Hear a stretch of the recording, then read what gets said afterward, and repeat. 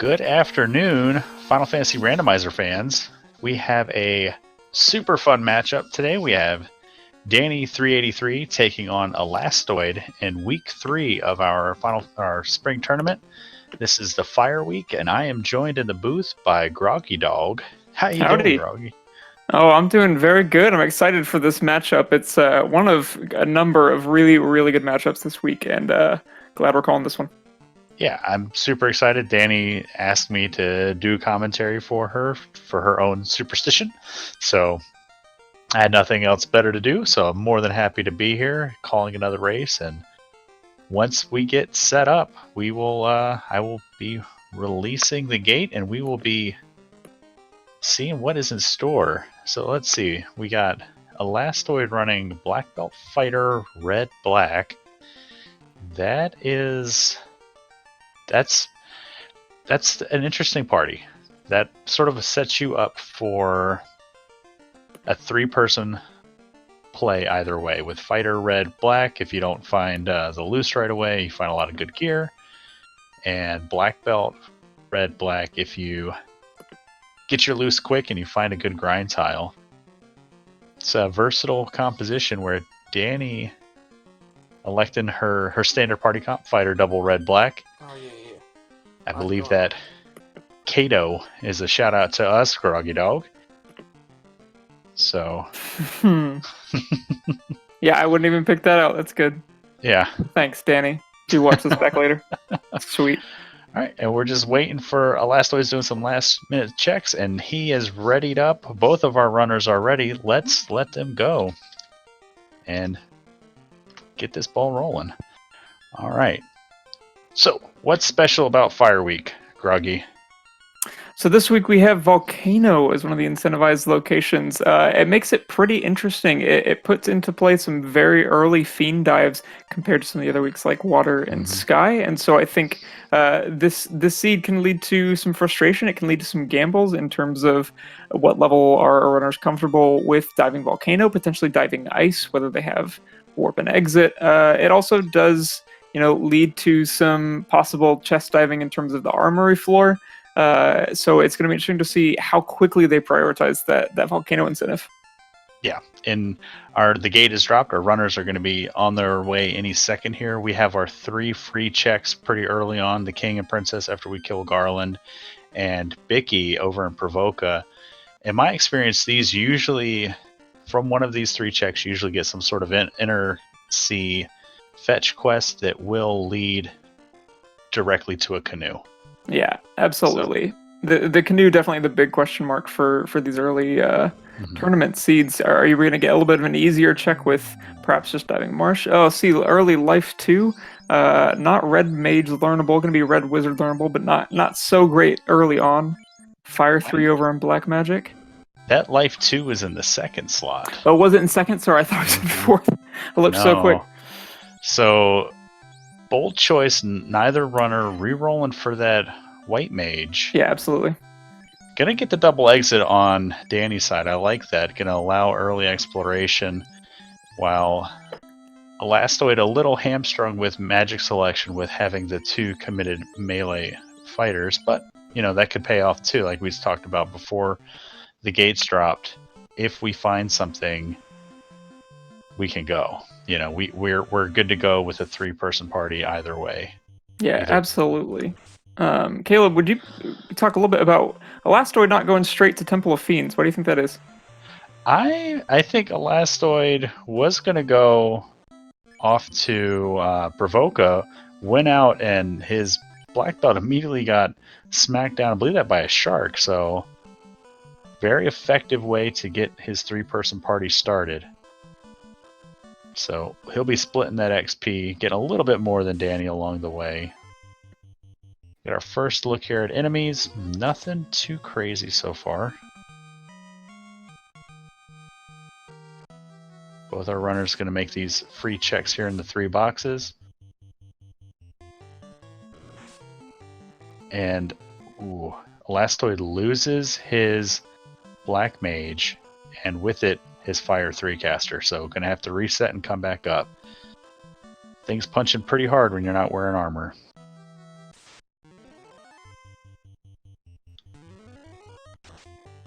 Nothing doing in that first box. Let's see what these up top two got.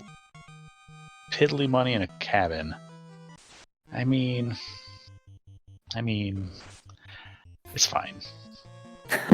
Cabin's a cabin, especially in the early game when you don't know yet how much they're going to cost, whether they're going to, run you out of town.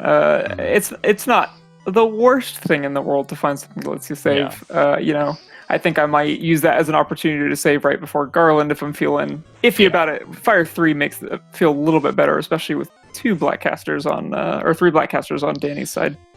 Yeah. Interesting that Danny didn't exit out and just walk back up, risking those steps and the walk from the top left corner to Garland. But we got about 10 grand total. So Chime from the King and Crystal from the Princess. So there's that inner C check that I was talking about. All right, Elastoid. Up goes Garland, down goes Garland. 2 Fire 3 Blasts, plenty to take him out. So Elastoid's going to get the same items. And Danny picking up some more chainmail for her Red Wizard or Red Mage and getting body blocked by a Canarian Guard. And we're going to take our first look here at the item shop. Cheap heals, softs, and pure. That's cheap stuff all around. 443 gold houses. I guess houses can be our new heals too. Yeah, that's got to be really encouraging to see houses roll that low, especially with a little bit of a boost here at the beginning. That's a lot of potential exploration that can kind of be tempered just by having something that'll reset you like that. Yeah, I probably would have bought a stack of those houses, not even lying, with just with that much money. But Danny's stocking up. Elastoid immediately off to Matoya. Gonna find out what his crystal becomes. Ooh, and we got Rub there on the, I think that was the Ogre that hit that off. So Ogres failing to keep their hands to themselves.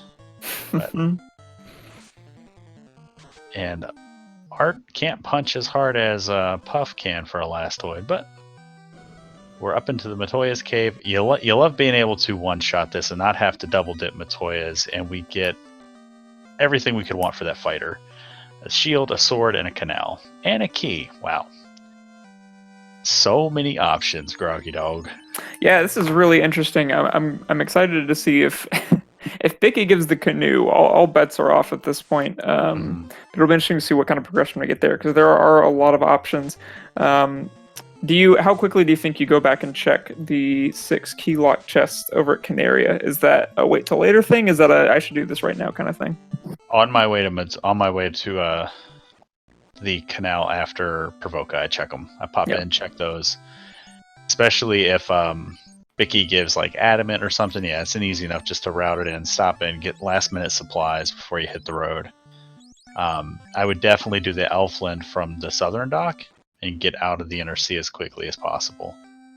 Especially getting the crystal check already done, that all those western inner sea checks, your adamant, your TNT, your crown, you can do from the outer sea, docking at the little river inlets on the western shore of the Northwest Castle. So Danny grabbing her key. And Elastoid having to go back for it. So taking early wipes here on Elastoid's side. He keeps pulling ahead and then little wipes here and there trying to go too fast. And not implementing enough of what we call a save scum strategy, where we're just using overworld, and we hit those unrunnable wolves again. So, and that's what's going on. So they've got stun touch and trance. Yeah, that's a nasty combination, and sleep as well. So unfortunately for Elastoid, he saw that as soon as he walked out of the cave. I think if he ends up wiping, and they have Squint too. How nasty. Wow. So Wolves not playing around. I think if he comes up here again, he saves on the dock, saves the second that he walks out of Matoya. Level 2 magic, I saw harm 2 and 3 and heal 2. I think Aphron there. There's a low level newt. There is our speed and power. So Normally, I'd be so excited to see Ice 3 at that spot, but Nuke just, that's the only thing you care about, extent. Yeah.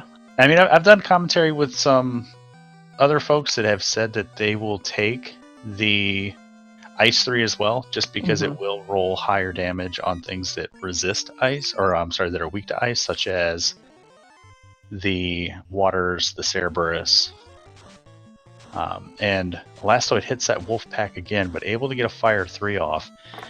And Bicky trying to give the misdirection to Danny's, telling her this isn't Fire Week. Yeah, go Sky, Sky, Sky. Gold bracelets. Not too expensive too. That's won't take nearly as long as like a max price, and adamant in the shop too. Ooh. So we have an amazing amount of really solid progression and items in this inner sea for the seed. See, now I would probably run over to Canaria, open those 6 boxes, and see if there's something either we can sell or pick up some quick gold and double back to Canary to get that adamant so you can turn it in on our way out. Yeah. Alternatively, I can see people going to pop, you know? Yeah, I was going to say pop. I think the lazier version perhaps is using the key, hopping over to not just Canaria, but swinging over to Dwarf. You don't like that as much just because you don't have the canoe. It's going to take a little bit longer to park and go there, but it's another 8 free chests that could potentially be lucrative. And here comes Elastoid also into the key locked. Tired of flopping around outside Matoi, getting a light axe, so that's a good weapon. We can start shifting some gear around a little bit, move that wear sword onto one of our reds, and maybe even pop into the store and see if we can sell that light axe. Now that we've seen that there's not going to be that 5,000 gold that Danny needs here. We'll see if Elastoid is willing to sell, or if Danny's going to head down to Elfland and clear out another armory. Danny's thinking about it. Yeah, she's also... I mean, if she went to pop, we got the low-level Fire 3, the low-level nuke. Oh, and she's going for the Topher locked chest. Spicy play. I like it. Gives you some potential information on a grind. Maybe if she can get something going with nuke quick, but... Yeah, and with the level 1 exit, like, you don't have to worry about getting stuck in here. Yeah. If those wolves show up. And there's a wonderful, let's get to level 13, let's get to level 14 grind tile right there. Probably just throw a bunch of nukes here and... Okay, they've rolled up. Decently high health Cerberus there, but yeah, two nukes will be plenty. But there we go, already level 7. Probably throw all of our nukes here and exit out. Yeah, she's got just about enough money to do this too. Yeah, and the Cerberus give pretty good money too, so let's... Elastoid making his level 2 checks, gonna get that level 2 nuke. But we're out of money, so... I'm assuming... I'm trying to figure out where he lost his money. What did you buy, Elastoid? And see, there he goes, picking up that Ice 3 along with that nuke. That's not a play I would have made. It's very interesting to see that he went there.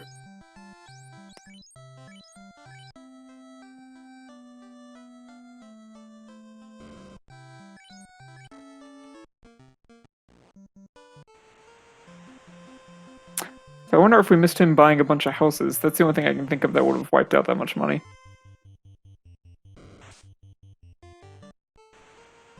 Pro Ring silver armor from the second room in Temple of Fiends locked. Don't mind seeing those early. Yeah, that's pretty good. Did already have the 1 silver shield from Canary locked, but Pro Ring, I'll happily see that early. So did Elastoid check the item shop in Provoca? Maybe he bought the adamant. Maybe he did. That's what it is. Okay. That's where his money went. Did it so quick we missed him. Yep, so Elastoid pulling a little ahead here, Danny. It's still pretty early on. Anything can happen, but I like this dwarf check, and even if we have to double dip it to turn in that TNT, he's talking to the source. Team Vorpal. What is it about Vorpal that has so many ardent admirers, Caleb? It's the critical hit chance for sure. I know we have a lot of folks that value crit over straight damage because the critical hit ignores so much of the absorb that we might have. If we hit a low evasion, high absorb boss that we're hitting for 5 hits, 5 damage with a Masa, that Vorpal's going to do a lot more damage, as it's going to crit a lot more often. But we typically don't see bosses like that too regularly with these flags. They are known to show up. That's something you definitely see more when we play with our higher clamps on.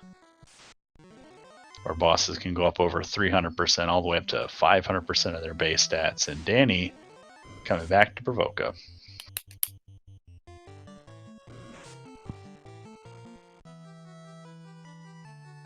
More than enough money after killing those Cerberus, those beefy cows. Yeah, grab a couple houses on the way. Elastoid, meanwhile, going back, seeing that same Cerebus grind tile that Dani had. So they'll be pretty equal on levels here. Mm-hmm. Now, we are operating under the Monte Chaos's casino theme here. What is your early gamble here? So we have very limited options for where our canoe could be. It could be with the Circle of Sages. It could be loose in Mirage Sky, or it could be in Marsh, or in one of the other key-locked boxes in Elfland or Northwest. Ooh, that's an interesting question. I think with the cube and the chime, really just the chime, I might swing over to the Sages real quick, see what they give me, swing around to Mirage Tower, just check the first 2 floors, and then head over to Ordeals if I don't like what's there. Get a Hooray Dwarf appearance by Dani as well. Hooray! Yeah, I think Team Sky, as they start showing up in chat here, see Crabcakes there. I know she's a big believer in Sky. With level 1 exit, level 2 nuke, level 1 fire 3, and nothing really scary except those wolves, I would probably go into Marsh, especially with the key. I would gamble on a Marsh play. And chat pointing out, Real Super Pleb letting us know that there's also Rodless Earth to explore. I don't like Rodless Earth. Yeah, can't say I enjoy that one either, but certainly it has, in this tournament, been, something, it's happened to even me, and sometimes you just gotta do the dive. Yeah, I've seen too many loose items in Earth to realize it's definitely a viable play, even early on. Yeah, absolutely. So many races come back to that one-off box. Yeah. I see JST2980 in chat saying, JAT2980 saying never Marsh. I'm very much team never Marsh unless I absolutely have to. Yeah.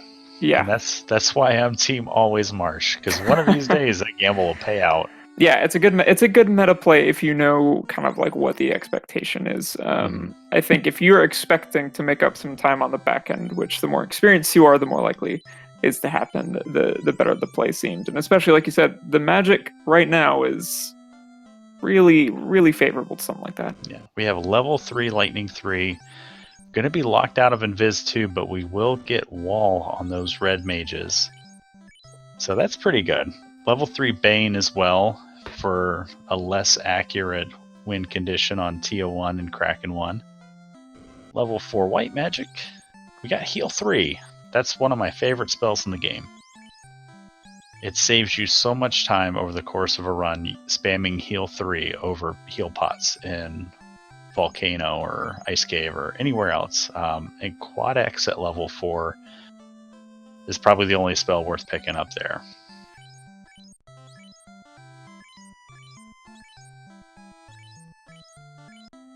So we have all the magic we could possibly want, except maybe Fade and the life magic, but offensive firepower we are loaded to bear. And cheap steel armor for those fighters. And Elastoid gonna say, yes please. take that early high absorb. I'm not really worried about the evasion penalty there. And Elastoid going to be our first runner to break out of Elfland, and he's going to make the marsh play. Or is he going to do the cheeky Northwest? Oh, yeah, you're right. Get a few more grind tile checks, get a few easy chests. Let's see which way it goes. Yeah, you're going Northwest Castle. Even the level 4 Ice 2 is helpful, considering that Ice 3 was sharing with Nuke. Ice 2 is the only sweeper at that level. Might be worth picking that up too, but kind of pricey at 4,400. Coral Sword, Silver Helm, Silver Armor. Hey, that's pretty good. That's a pretty good loadout there too. And got Wizards on a Spike Tile with Poison Touch. Question from chat from Dangu: did they both get the canal from Matoya? Yes, but we don't have a canoe, so our runners are hedging their bets that they don't want to go to Rodless Earth, the Sages, or Marsh, or Sky Cave yet, because right now all we have is firepower. Yeah. Darren Dry's asking, do we have life magic at all? No, just missed out. Life 2 locked out. We haven't seen life 1 yet. Fires in Northwest is going to be good for some levels for Elastoid. I can see him spending his nuke charges here as Ice 3 charges, and dropping a house and having good early levels to consider any one of those Fiend dungeons, as they look like they will go down to a good roll on a nuke. So jumping up to level 13, it's not bad. And Dani, our first runner to break out of the Inner Sea, so looks like she's heading to Crescent.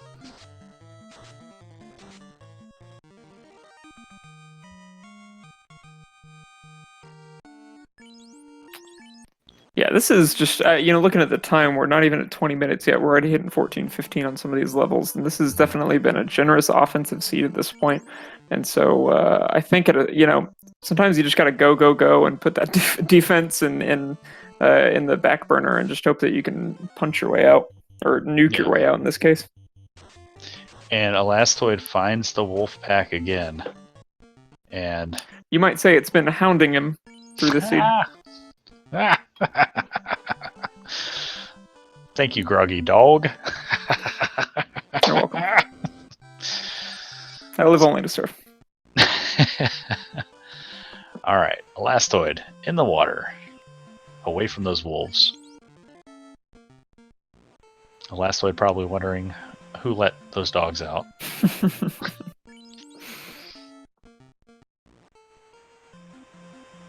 And probably going to be, I wonder if he'll check Melmond first.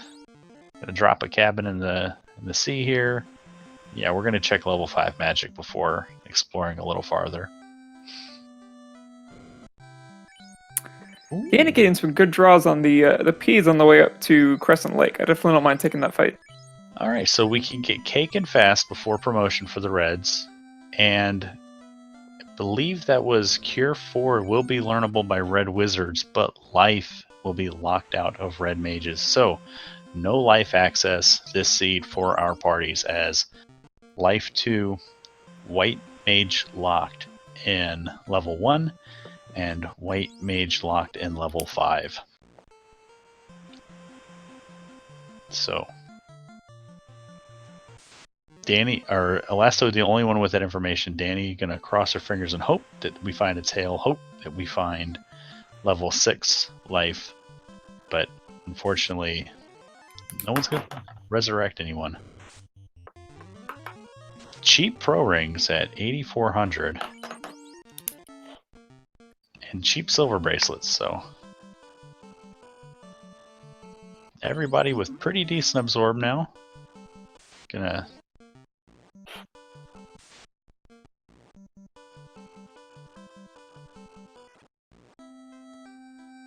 Alright. Lastly, gonna double check the item shop. We will get Fade. And the Black Mage will have Warp. Awfully expensive, though. But Elastoid in a pretty good position here about 5 levels up on Danny, and there's our vanilla canoe. So at this point, are you thinking go straight to volcano? I know we don't have warp, but I would go to ice. I've seen. Yeah, even with exit, ice is, just one pass at ice makes a big difference compared to two. Yeah, and the fire 3s will make short work of the undead. The nukes will also help, and then, yeah, I would prioritize spells like fire 3s for the undead and nukes for everything else that shows up. Your sorcerers, your wizards, your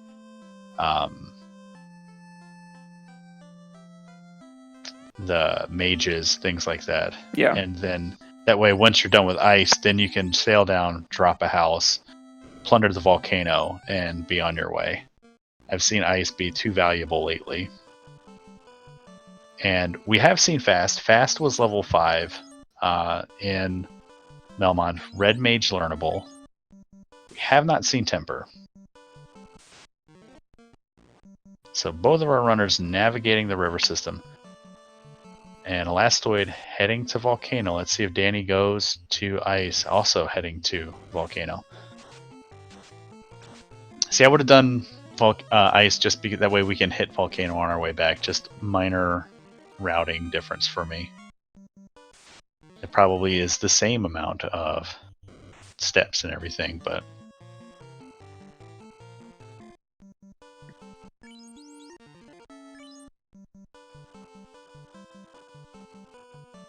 Still looking for 2 loose items.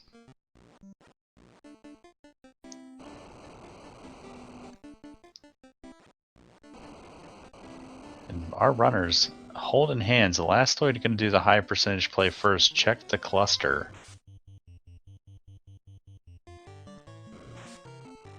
Yeah, this has been incredibly tight going into 24 minutes. It's one minor divergence just in terms of dealing with dealing with Matoya at the beginning, and Matoya's wolf friends outside. But yeah, it is, like I said, holding hands right now for the last 5 or so minutes. We do pick up a katana. That won't help anybody, but it's good. We could probably sell that and turn it into a couple gold bracelets. Always good to find the vendor sword. Heal pots and heal sticks, and not much else doing here in the cluster. So, not even a nice spike tile for Elastoid.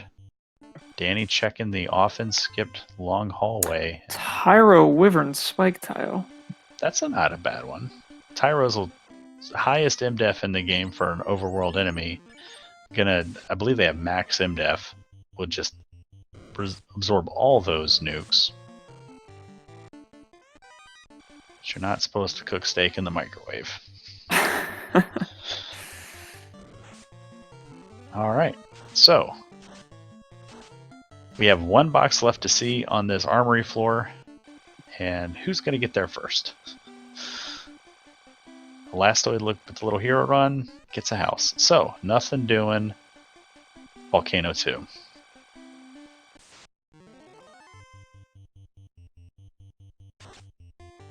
Another Rubcaster in the enemy pool.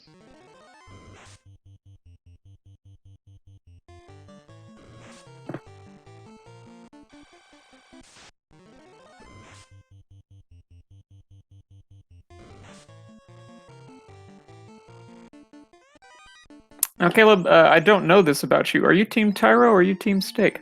I'm Team XP, so I don't I don't see sprites as friends. I see them as a source of experience points, and they give pretty good experience points. Absolutely. Yeah.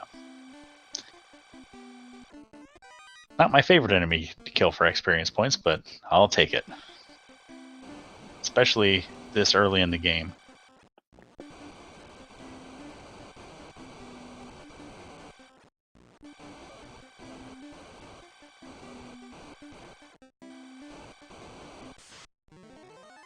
Elastoid, I don't know if he doesn't have Pures or if he just wants his fighter to continue to be poisoned.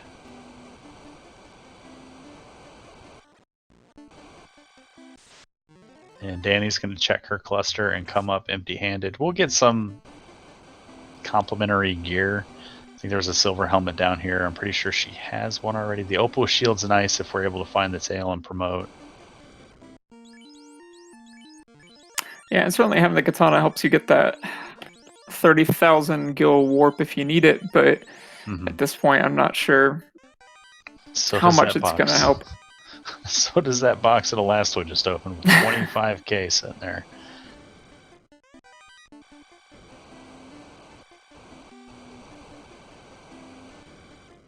Another opal shield. And a flame shield. That's pretty good. Let's throw away that silver shield. Yeah, and unlike the opal shield wearable right now. Mm-hmm.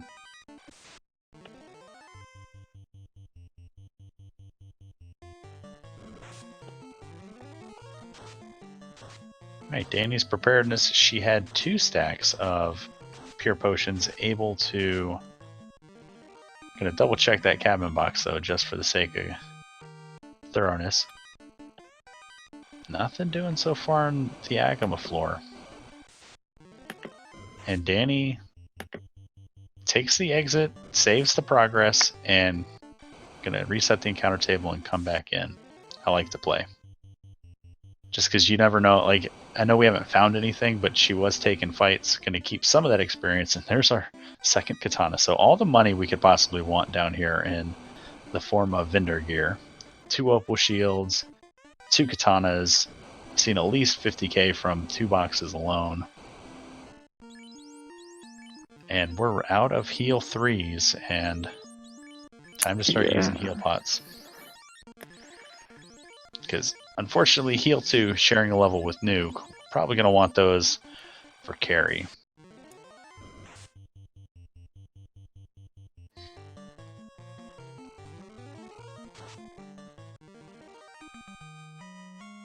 Alright, Elastoid coming up on our last 2 boxes here on this floor, going to show us what's...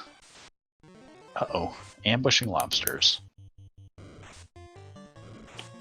It's fine, as long as they continue to target that fighter. If they start beating up our mages, we're going to be in trouble.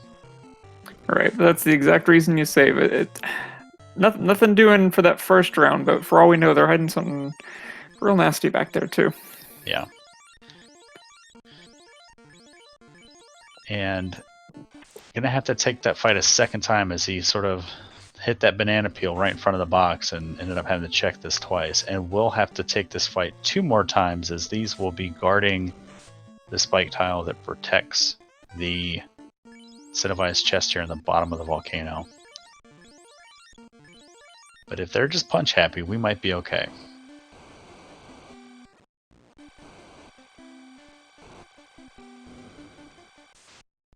And did not get the ambush. But they're back rowing, and we're going to have to burn a nuke to get out of this. So, this could be decent XP too if we've got the absorb to soak some fights, but not the grind that you want to take. But I've talked about it before on previous broadcasts, where there's a lot of... Everyone knows that taking fights through Sky is worthwhile, but you don't hear a lot of people talking about taking fights through Sea, and there's just as good experience in Sea, I feel like, between absolutely the big sea packs, the sea snake packs, seafood party packs, and there we go. Got a loot. So it's good to find. Good to know that that won't be one of our loose items. And the volcano play is required for more than just the orb. Now we're going to pull Carrie, who is particularly mad that we just stole her guitar. We raided her garage. She's working on an independent album. Well, now it's not her, it's Team Rocket joining us on Elastoid's side. Nuke coming out. Light Axe doing some work there, 173. A pair of nukes going to get it done. Nice and quick. So, 31 minutes, 36 seconds. Elastoid fires his fire orb. And Dani right behind him, going to check these lobster spike tiles. Let's see if she hits the banana peel too. And gets the lucky encounter with only 3. We're going to throw some lightning 3s at this.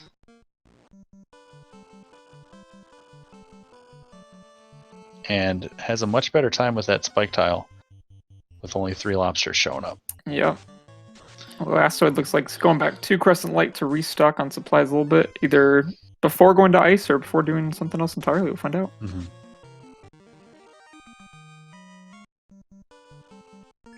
And not ambushed again, gonna flee and throw lightning 3s as we run. And get good turn order to get the free XP here. And I like Dani's play prior to coming into the volcano, because she did the... Oh, we reset out of the item shop. Elastoid, switching gears. Looking for those pures, I think. Didn't find them. That makes sense. As Dani took a little bit more time in Crescent Lake, but stocked up on all of her items so she wouldn't be kind of caught in an awkward situation. You can see her with over 7. She got 17 pures, plenty of heals. Unless we see something nasty out of Carrie here that Elastoid didn't see, Dani should be fine to light her orb, probably about 2.5 minutes behind Elastoid.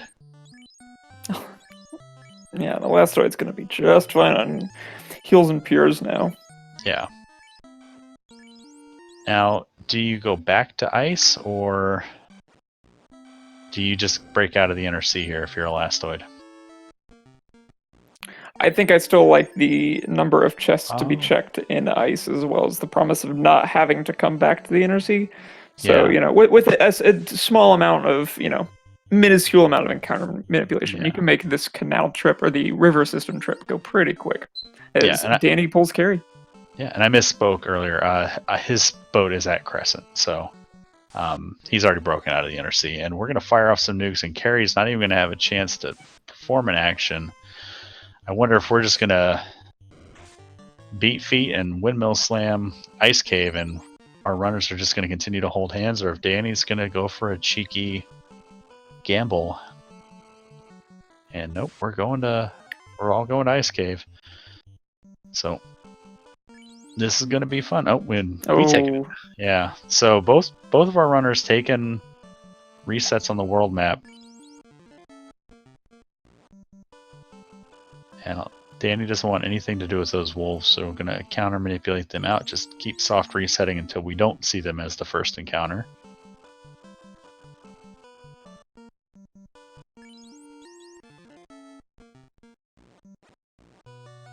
Alright, first look into the ice cave. I always hated this place as a kid playing the vanilla game. Especially this first floor. I feel like I would always just run into endless packs of unrunnable wizards. Yeah, I didn't come to the original Final Fantasy until much, much later. I only beat the mobile version for the first time around this time last year. But I remember even in the mobile version, Ice Cave scared the absolute daylights out of me. Yeah, but luckily we've got Nuke. Yeah. It's just going to make short work of everything we run across. I imagine we're going to be taking fights along the way. And Elastoid in a better position to earn more experience with each one of these fights, as it's getting split up over 3 instead of 4.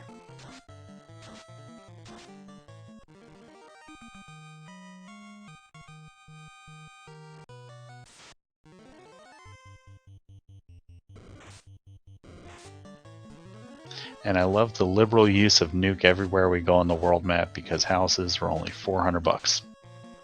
So we don't have to worry about conserving charges or conserving houses. We can just blow our way through the overworld.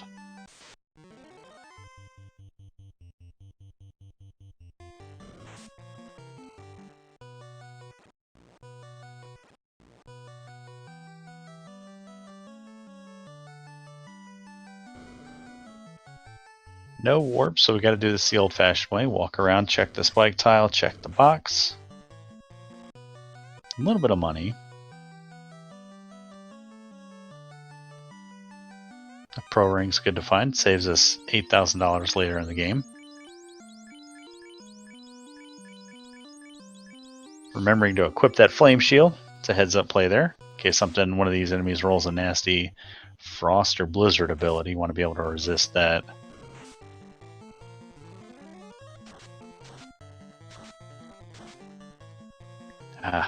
The FFR special. I'm going to throw a nuke. I'm going to kill every enemy but one, and then the run will succeed.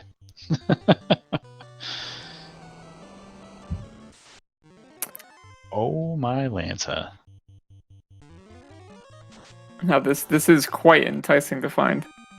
So in the wrong spot in Ice Cave, but in Ice Cave. French vanilla B-sides. Let's see. Elastoid taking the 2 required fights here. Let's see if he hangs out and gets up a little. Nope.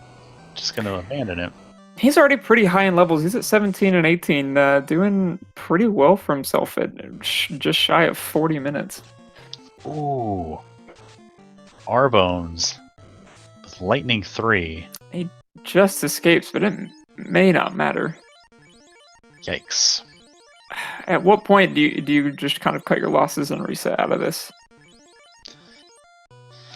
After these 6 boxes, unless the Arbones are just everywhere. And they might just... Because we might find a ribbon down here, and that'll mitigate that Lightning 3 significantly. But if we see a 6-pack Arbones on the top... Another Pro Ring. Nice, paying out. Wow, this is the Black Belt Cave. Yeah, absolutely. And I wonder if Elastoid's just looking down at that gal sprite, just like, why didn't I bring you? And not an effective way to take care of those fighters with just his fighter, and forced to run. They usually don't have a lot of HP, but... And Dani opting for Lightning 3s on these makes me think that she might do the loop and then come back here. Yeah, I don't hate that. And she's now up to level 17, and there's a big roll from Lightning 3 Arbones. 200 damage from a single cast on Art. That feels bad. Yeah, that gets real scary knowing that you got to do this one more time. That's a panic fight, and I like the adjustment. Instead of the fleeing, we're going to throw a lightning axe, and they have very little health. I'm sorry, a light axe rather, not a lightning axe. So the light axe gonna keep one up, and Dani's taking a 3rd fight here on this 3rd eye grind.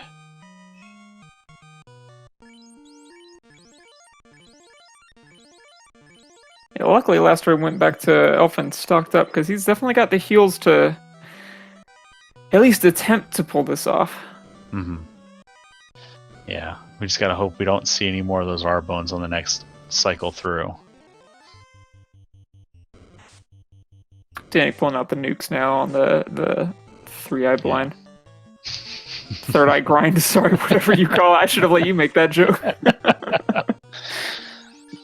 I wonder how long she's going to stay here before she graduates. Do you wish that she would step back from this ledge? And she's just going to keep doing this semi-charm grind. Yeah, there it is. Well, I just wanted to give you the space to let it breathe. I'm a big fan of 3rd Eye Blind. Their first album was real good.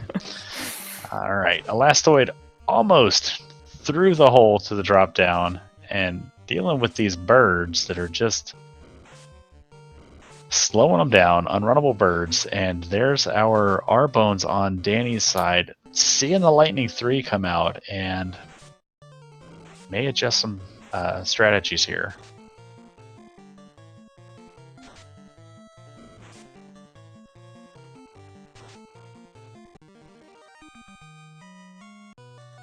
Alright, we got a short sword, piddly money, a heal helmet, and another decent black belt grind style. Wow. Yeah, it's Black Belt Cave, absolutely.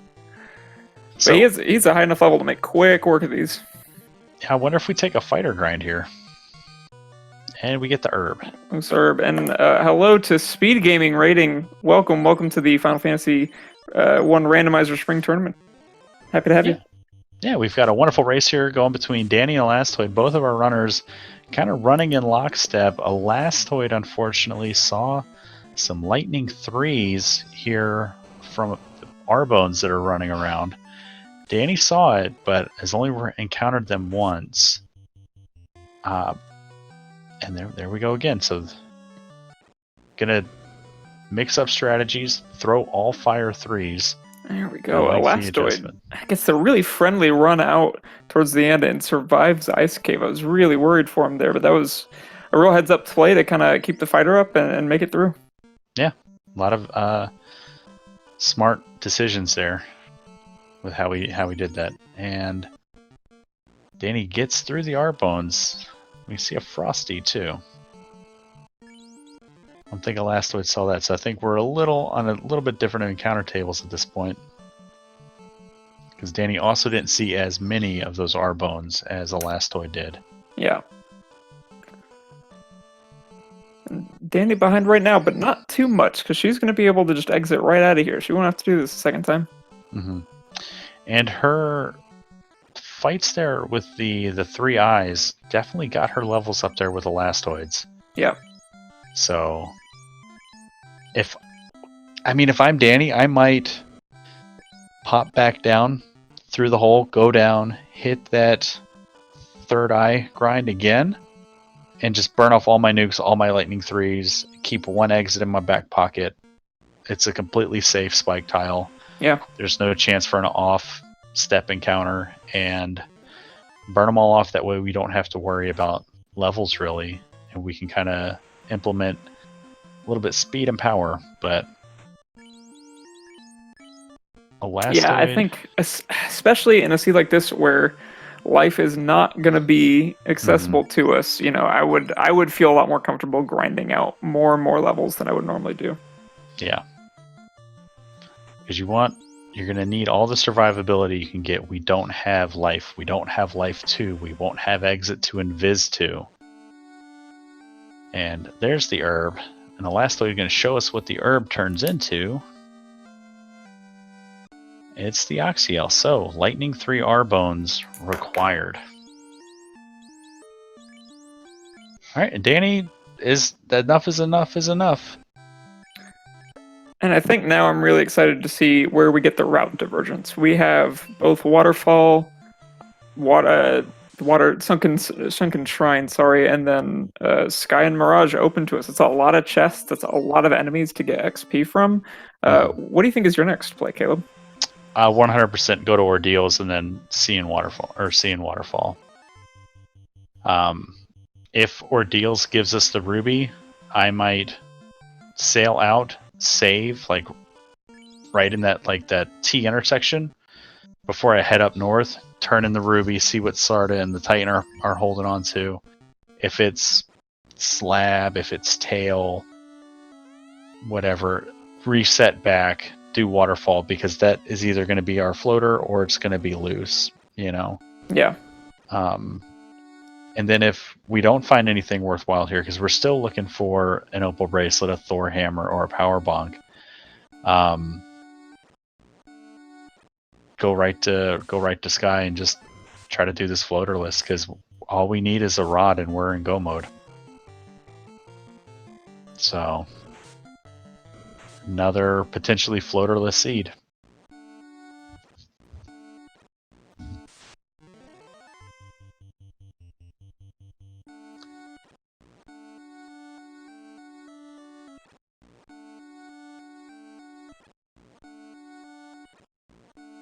What about you, Groggy? Where do you go? I think I agree with you.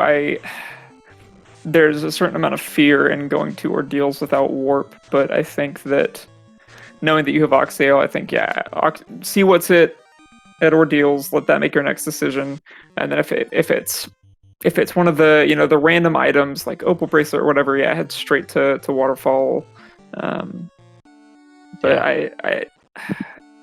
It's a lot less scary right now, even with no warps, just being at the levels they are. And Elastoid, not too bad timing. I think only 2 wrong turns. Now, we get a Brack from the Zombie D straight out of it, which should be fine. But, 1 soft there for him. But that's not too bad, given no warps. Yeah, pretty quick work of the Pillar Maze. The Zombie Ds with Brack is something that'll should get our hackles up a little bit, because we will see packs of 4 of them, and there's a loose ruby. And ordeals, okay. As the zombie beasts will show up in packs of 4 and the Temple of Fiends are visited, and that could be problematic. And there's our TNT. So now we are not going to Waterfall and see. Yeah, I'm going to head back up, talk to Narek, because we got 3 key item checks north of here now, and with only needing one of those to be the rod, it feels pretty good. But Elastoid going to make the play and go to Waterfall. Doubling down on the proximity routing.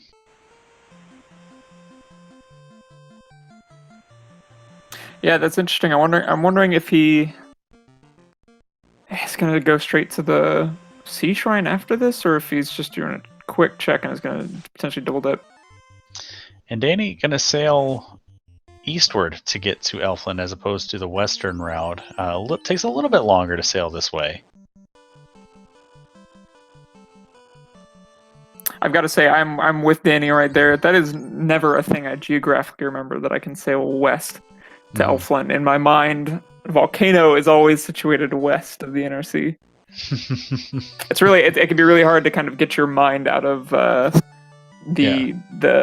like just projected map instead of the wraparound. Yeah, the sailing, the pathing through the water has been huge in the spring tournament so far. Yeah. We've seen a lot of people lose time due to just not being used to sailing, and even more so we've seen it with airship routing, although it's with the amount of floaterless seeds that we've seen, it hasn't been as prominent where you see people. It's always fun watching like 2 really great runners like we had last week with Crab Cakes and Cheeseinator, or Spellzap and One Fine Day last week, where you can kind of see optimal routing, optimal pathing, and you can just, I know when I was doing commentary for those races, I'm just like watching it, taking notes, like, okay. Yeah, absolutely. Way, you know?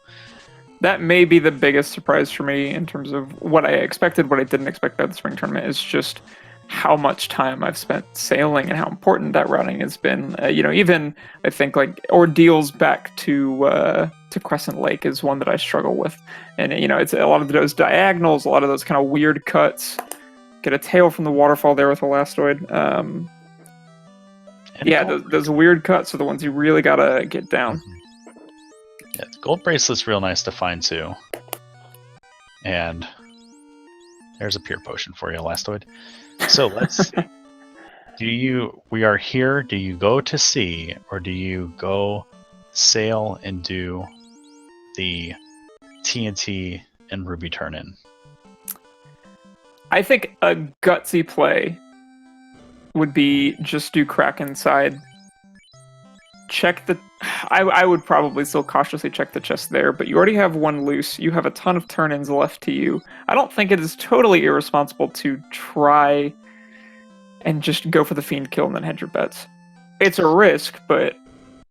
Alright, it looks like Danny, maybe her internet gave out, or we're going to try to get her stream back up and running.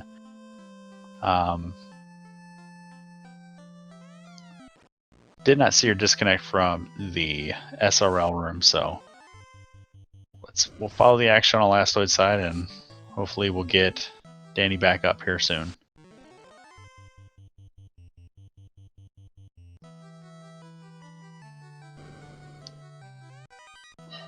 I was going to say, I'm curious to see if Danny's routing is going to change, if she's going to go to Waterfall and Sea Shrine, or if she's going to double down and check that Ruby. But we won't know for sure until she comes back. Elastoid checking one of the two chests on this floor, not checking the one that's on the right side, the mermaid side. So it'll be interesting to see if he does plan on coming back. Yeah, that's something you see a lot of runners do. They'll check the left side, including the top floor left side, and then if they come back to do mermaids, they'll check the right side. But they usually won't check them both on the same go. I think that's something I saw you do in your race this week. So, and I think I made a comment about it. So, if I did, it was largely unintentional. It's good to know I'm accidentally making the veteran moves. Unconscious.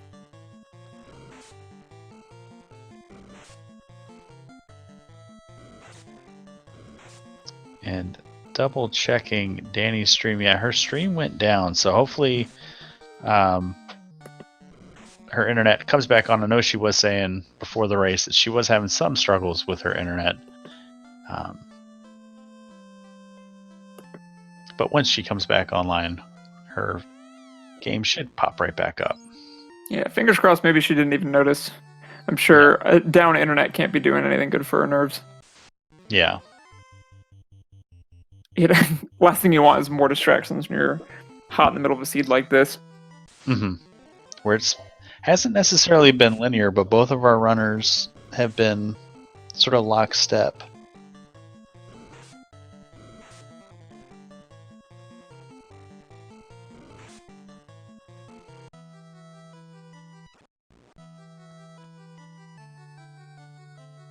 Oh, I never clicked on the canoe for Elastoid. Of course he's got the canoe.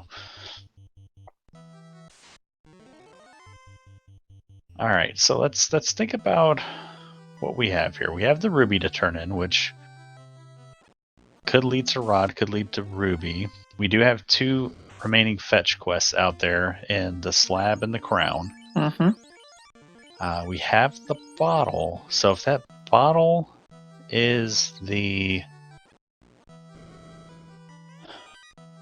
rod, we could potentially have a forced floater loose in the world, or maybe it all depends on what Sarda and the Ruby and the Titan Stroke turn into. Yeah, there's a lot of really big question marks right now with those 3 accessible loose. Mm-hmm. And the TNT as well. So still haven't found any of our incentive gear. And odds are that the 3 that we're still missing, obviously one of them will be a piece of gear, but they could all be pieces of gear. Yeah, absolutely. And now, I think gear is sort of an interesting thing to talk about because we've got in the incentive pool for the tournament, we've got Thor Hammer, Opal Bracelet, Power Bunk. Let's say you go through a seed, you don't find anything but Thor Hammer. Thor Hammer's okay, but it's not necessarily going to be a game changer.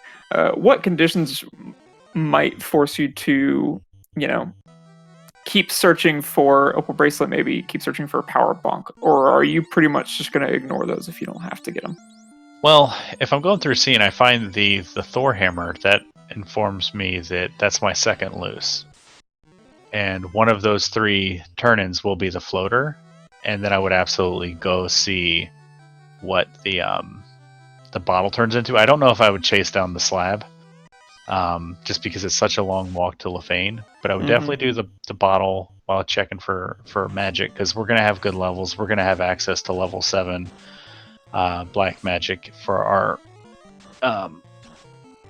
black mage, as well as our promoted red wizard and Gaia. So it's worth it just to go there and see maybe there's a high level in single target invis or something that can help us get evasion. But as far as I think the power bonk is almost a necessity here, as we haven't seen temper yet. And I also think that the opal bracelet's a nice to have. It's not a need.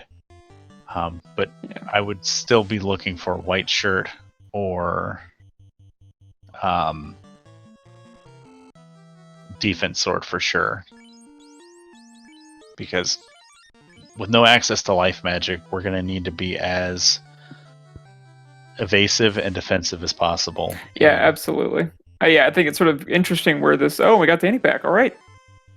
6 minutes later. All right, I'm going to assume that Danny got her loose Ruby, that she got her TNT, and I don't think she went to Waterfall to get her tail. I don't know what those things turn into until we see her menu screen. Getting confirmation there that Cure 4 will be promotion eligible for those reds. Alright.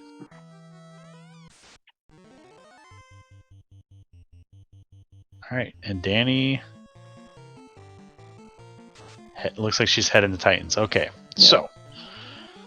Very cool. Elastoid keeping with the Final Fantasy VI theme over here, pulling Ultros instead of Kraken.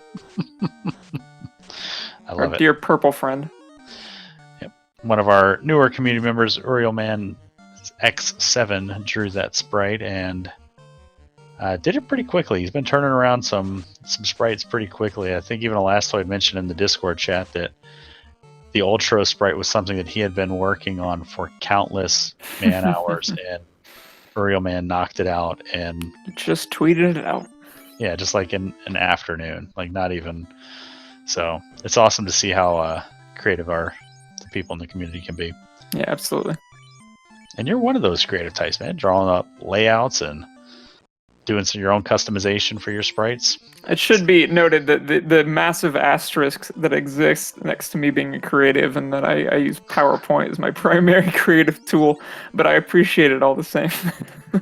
Hey, tools are tools, man. Doesn't matter how you use them. And so Elastoid going to abandon the mermaid side. Yeah, that's. I don't hate the play. It's a gamble, right? But having 2 orbs lit going into 58 minutes is. It's pretty good. Not the worst. Yeah, it's pretty good. And considering that if we find the rod here, it's pretty easy to get through Sky.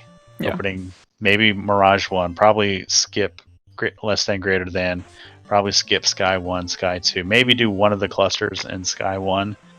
And if we're still insecure about our gear, doing the Sky 3. Yeah, now it's interesting to me that you advocate skipping greater than less than. For me, that's an unskippable room. I'm gonna hit that just about every time if I'm unsure about everything. I will typically only hit that if I'm still looking. I feel like it takes so long to get through Mirage 2 that going around doing it again, like. All right, so last we're going to turn into TNT first. Unfortunately, to answer Falconic in chat, Dani disconnected, and her internet's been kind of spotty for the last 10 minutes or so. So we know that she hasn't disconnected from the SRL room because I'm pretty sure she's connected there via mobile. But she did mention that her internet was coming in and out. So, and we get a crown. Duly noted. First bridge boss at about 58 minutes, 20 seconds. I would imagine Dani may have killed the bridge boss sooner, but we'll never know.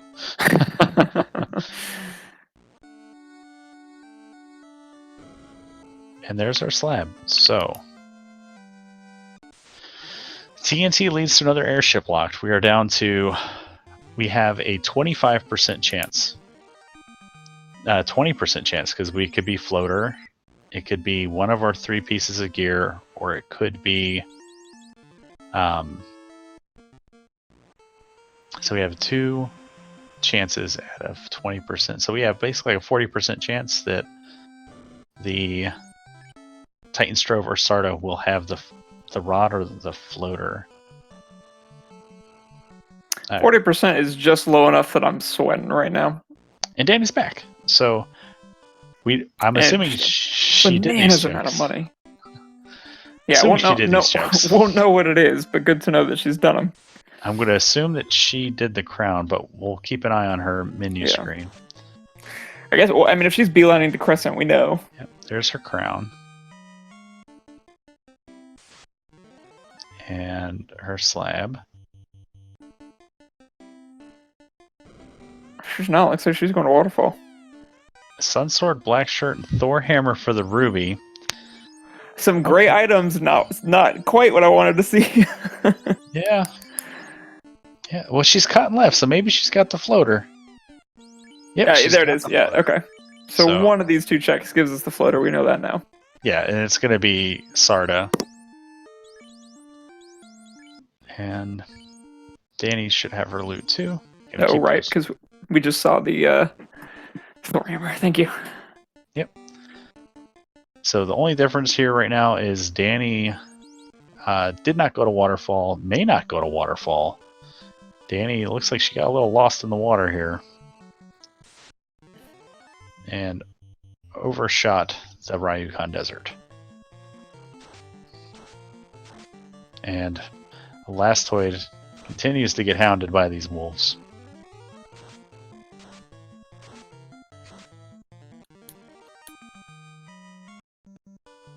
I do wonder if Danny's running over the calculus at this point of how necessary is it for me to promote, knowing that it's going to get me Cure 4, and sure enough, there's Floater at Sarda. It's going to get me Cure 4, or what? Was there anything else that I'm missing that was hugely important from promotion? No, not that I saw. I don't remember what was level 4 white magic, and level 1 was, I think, nothing worthwhile. Yeah, and we don't have any wonderful gear either, apart from that opal shield. Yeah. You've already got quite a bit of healing, especially in terms of heal 2, heal 3. That Cure 4 can be pretty clutch, especially if you're just trying to keep somebody from not dying.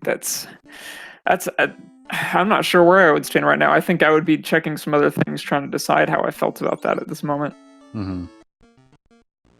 And gonna stock up on our golden bracelets. Yeah, that makes sense. Wonder if she's gonna pick up some bucklers as well. And Elastoid gonna head off to the Raycon Desert and get his airship. And with Danny having both the slab and the bottle, we now have 2 checks to make.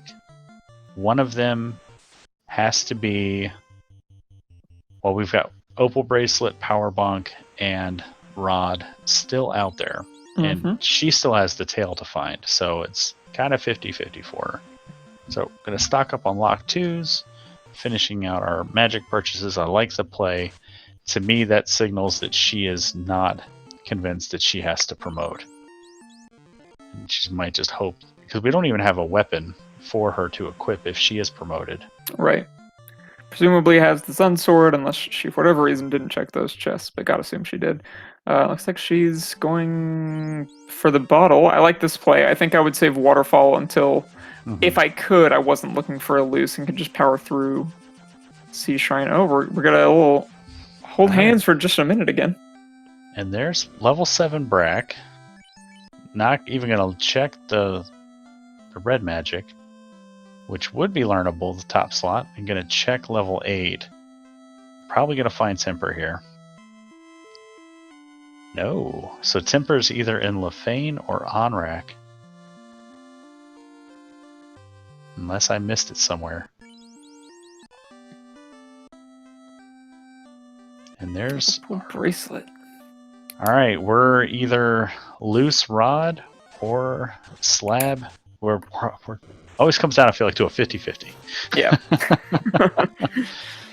Almost every time.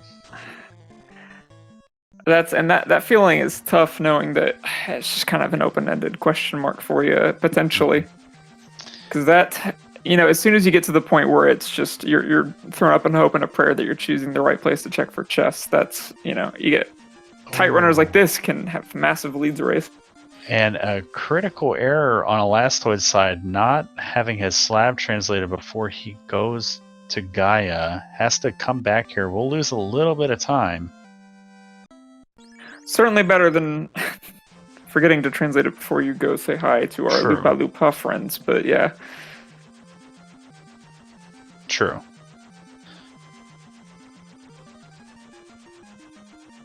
And we're going to stop and promote first. Okay, so we're going to go visit Human Resources, demand our promotion, complete our open enrollment. And meanwhile, Danny's stopping by our Elvish friends, and we're going to see what kind of finish this he's going to have. There's the power bunk. So anywhere out in the world, with the exception of 2 floors in Earth Cave, we're looking for a rod. Yeah. So, and after everything we said earlier, it certainly feels like it would be karmically appropriate to have it somewhere in Earth. Oh yeah, it's in Earthcave probably. So we don't have any ribbons. I think we got to clear Cardia for Elastoid, because he still has the 50-50 in his mind. Yeah, but he's gonna clear anyways. I think that's smart. All of Sky, all of Marsh, and the Earth Cave. So Dragon Armor, huge find there for Elastoid. Yeah.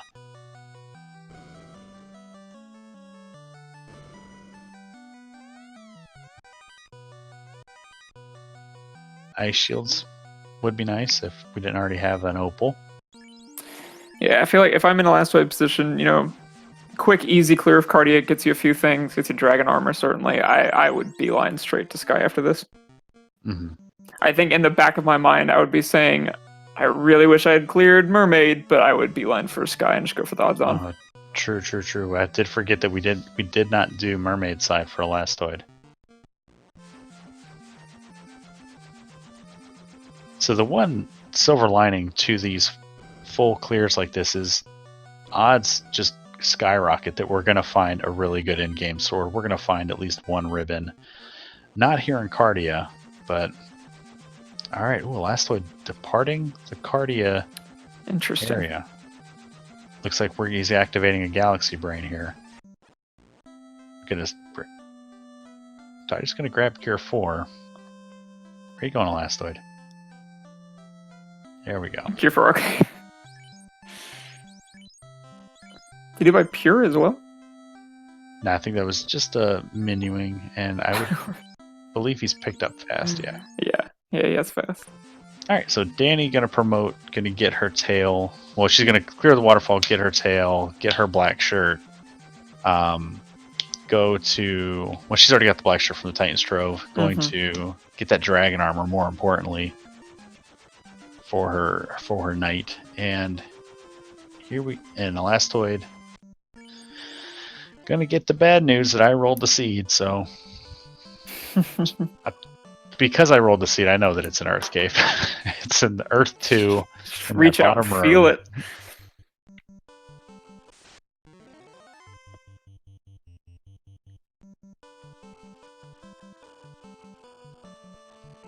So, comment from chat that it seems Dani fell behind while off screen. I don't think she fell behind. I think Elastoid was a little bit ahead of her coming out of the ice and volcano area. He had about a 2 to 3 minute lead on her, and she did some route divergence that paid off as she did get into the air before Elastoid. But both of our runners gonna be even now, digging for a rod, and I don't know if we'll see route divergence or if both runners are just gonna head into Sky.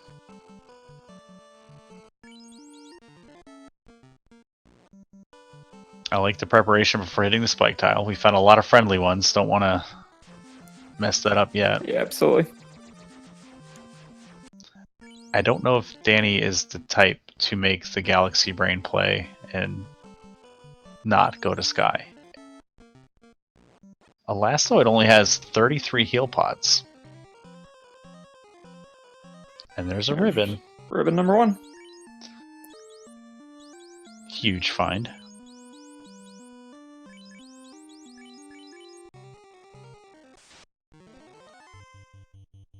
Dani exits out with her tail.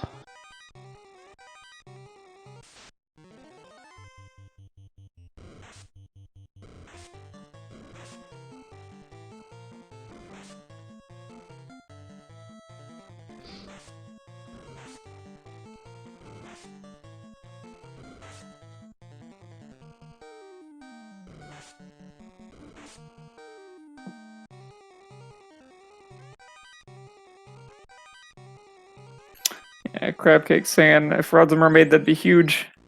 Absolutely. Yeah. I think that's the kind of hindsight play that just ruins your capacity to gamble in future seeds like this, I feel like. Yeah. You're gonna get a look at level 7 black, and there's Temper. Super expensive. Yeah, locked out beyond promotion, so that's tough. We'll get a couple hits of it, but she's thinking about her moves. Gonna go promote first.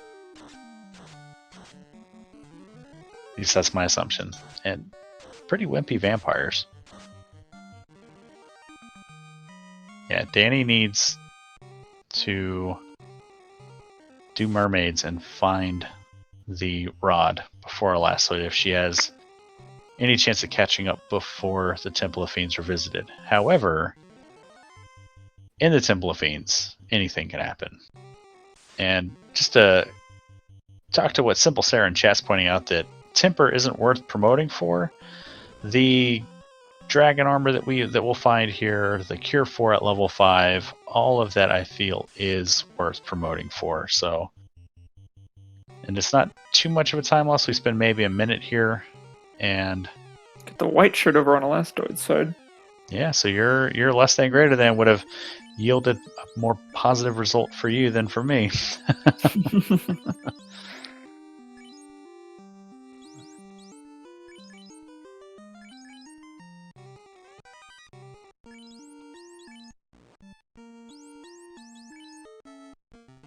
Dani now equipping the armor that she's found.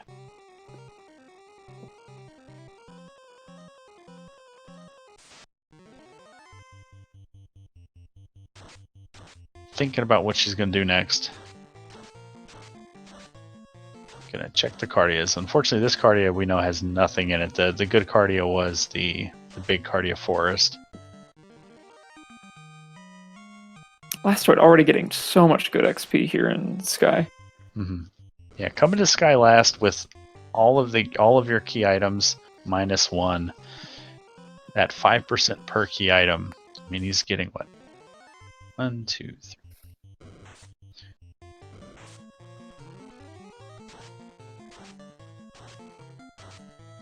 He's got 19 key items, so almost doubled up basically. Yeah.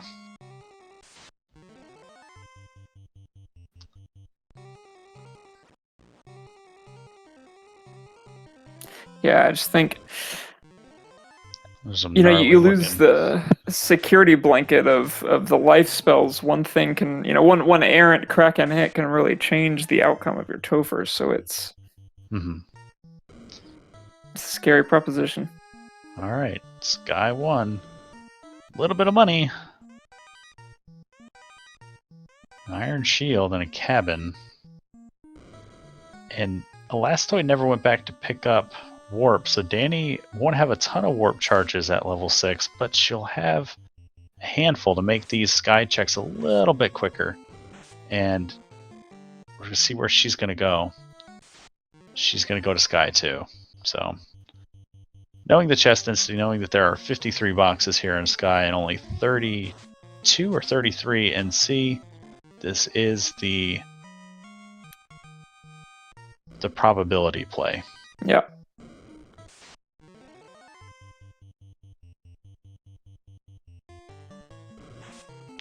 This will pay out. She will get a ribbon here.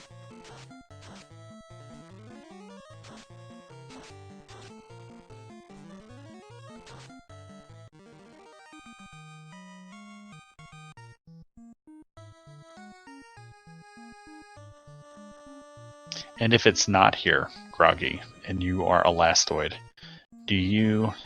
Oh, there's a Vorpal Sword. Do you do mermaids, or do you go top earth or marsh? I think if it's not here, that's a good question. I think I would go back to mermaids. It's close. It is not particularly time intensive. You can even, just go straight up to mermaid's floor, skip that second floor if you need to, and hope, just if you find something there. But that should theoretically be the quickest check of a bunch of chests. And I would be, like I said, I'm thinking about, like, do I think the other person hit this first, and am I making up for lost time, or am I doing the, Galaxy Brain play here? And I think at that point you're making up for lost time, potentially, depending on what your opponent did. Obviously not the case here. And so I would want to go back and check that. Can do the full clear Sky 2 first. Unrunnable Metal Slimes, that's good free XP with the Fire 3s at level 1. They have Lightning too. Alright. With all the pro rings we've been given, not so worried about that. Yeah. And with the dragon armor on the knight and a ribbon on, I believe, the red mage. Dude, Lightning 2, not that scary. And there's a Bane sword. It's a nice sword for our red mage to swing, or red wizard to swing.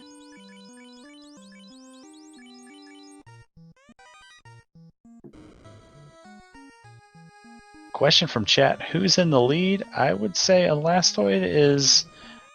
Well, both runners are looking for a loose rod, so they're even in that regard. Elastoid does have an orblet on Danny, and unfortunately, Danny's doing the same check that Elastoid is doing now, so she's not making up any ground here. Yeah, I think the best case for Danny is the one you at least want to see, but it's, marsh locked or marsh rod, and she happens to check it first. So Elastoid skipped the left side of Sky 2. I imagine he'll come back here if it's not here. It's always interesting to see which runners are willing, and there's another ribbon, which runners are willing to take which gambles on chests like that. There's... I always love hearing, and I'll be interested to ask him about it after the race is over. Like, what is going through your head? What sort of decisions are you making? Like, yeah, right side good, left side bad. Because that's... I think even just, like we were talking about earlier, that tolerance for a certain amount of risk can be the difference between, like, a good player and a great player. Mm-hmm. Because certainly I have zero tolerance for risk. Yeah, I mean, there's that thing, like, sometimes especially the way we've seen Swiss shake out, more often than not, we've had experienced runners racing against inexperienced runners, and oftentimes we've seen those inexperienced runners kind of hold their own because they're willing to gamble and skip some boxes or do some weird check that a vet's not going to do, and it can pay off for them. So, yeah. But you're right, at the end of the day, like, you're either going to full clear this game or you're going to skip something and it's going to pay off, or it'll bite you in the butt. Yeah, sure enough, last week I skipped a chest in Volcano that, I was in a panic, and it was the one that I really didn't want to skip. So it's some days it's going to be your hero run, some days it's just going to be the thing that brings you back. And third ribbon, so we get all 3 ribbons. Yeah, so that's good news for our not having access to life and a Masa. Next to the mass immune, so we are in super good shape. Yeah, so things are feeling good now. Pro Cape and Ice, wow. Really good equipment there. Kia has been hoarding all the fun stuff to himself. Yeah, such a huge greed room, especially if Rod isn't here on the left side of Sky 2. And you just are go-moding Sky in an alternate universe and just like, let me just check these 4 free chests real quick. Oh, look, a ribbon. Oh, look. Yeah. Oh, look, the Masa. Topher starter kit. That's right, Simple Sarah. I like that.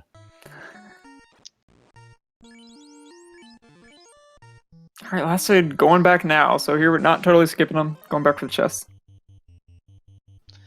Elastoid hasn't been equipping a lot of the stuff he finds. He's just been making room for it, and the next time he goes into his inventory is when he'll equip it.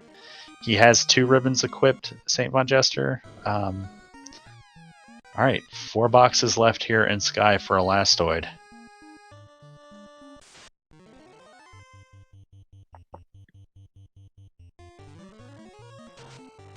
And Danny's going to have to full clear this, and likely will full clear C as well. So, well, Elastoid has a decision to make.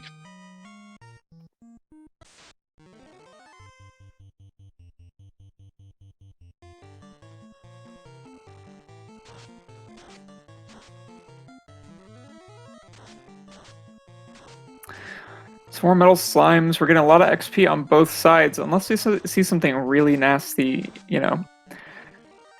Topher could be pretty quick, but I think it's going to be, again, without those life spells, it's going to be very much a run and gun situation. And what are you willing to leave behind on those last couple of bosses' defense sword, too? So that's just another piece of important endgame gear that Sky has gifted to Elastoid, and presumably here in just a moment, Danny, that's a huge game changer for making sure that the people who need to stay alive are staying alive here without the life spells. And Danny's going to skip Sky 2 and come back to it. Elastoid full cleared C, or full cleared Sky. Found 3 ribbons, found a defense, found a Masa, found a Pro Cape, found a white shirt.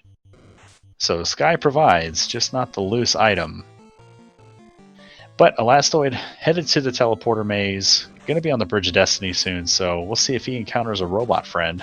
If you'd like to see him hit that robot friend, get those blessed RNGs out in chat, and we'll cross our fingers. And here's Danny making quicker work of these checks with access to warp on Kato.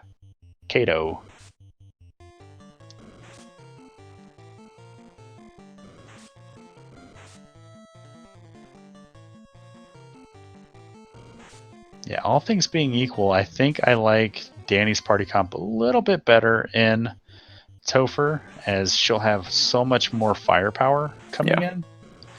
But if Elastoid gets there first and there's nothing there, then it won't matter. Yeah, absolutely. Alright, we got some airs. Luckily they're runnable and they don't have nuke.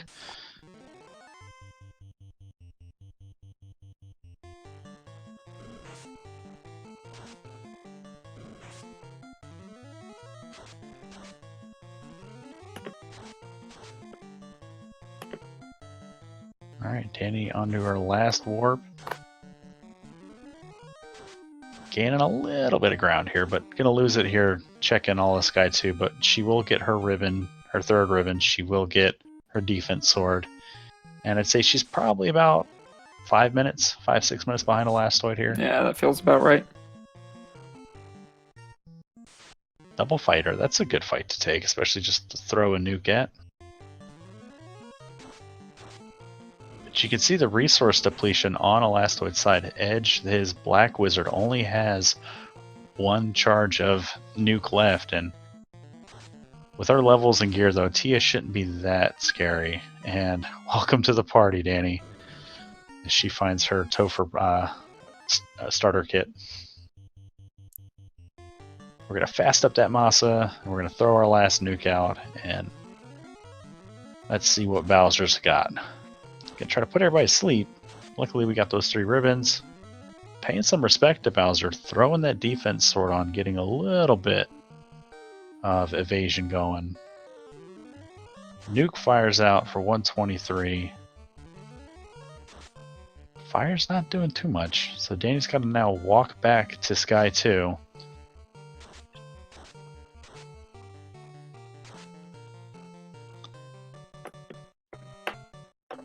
And Sleep 2 comes out from Bowser. Bowser real trying to put our Elastoid's party to sleep here.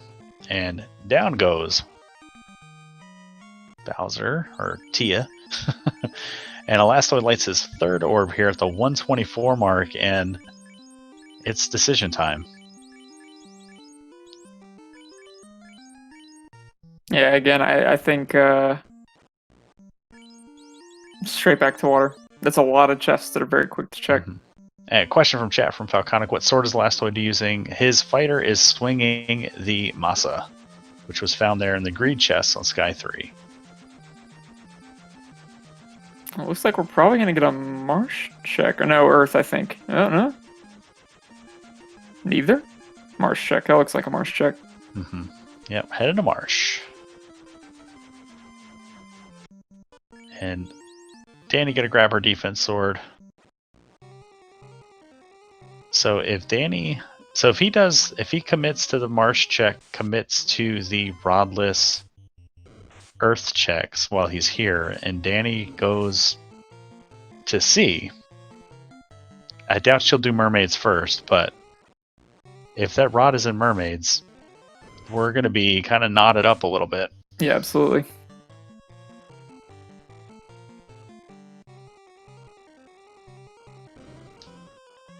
So far, it's nothing. 293 gold. And we go a little bit deeper into the Marsh Cave.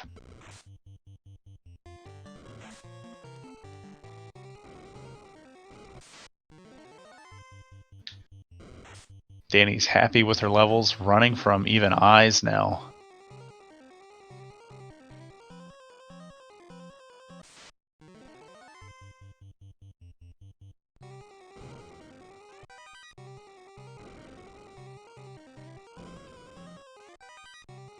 And there it is. Wow. So huge gamble there for Elastoid. Going to Marsh while skipping mermaids.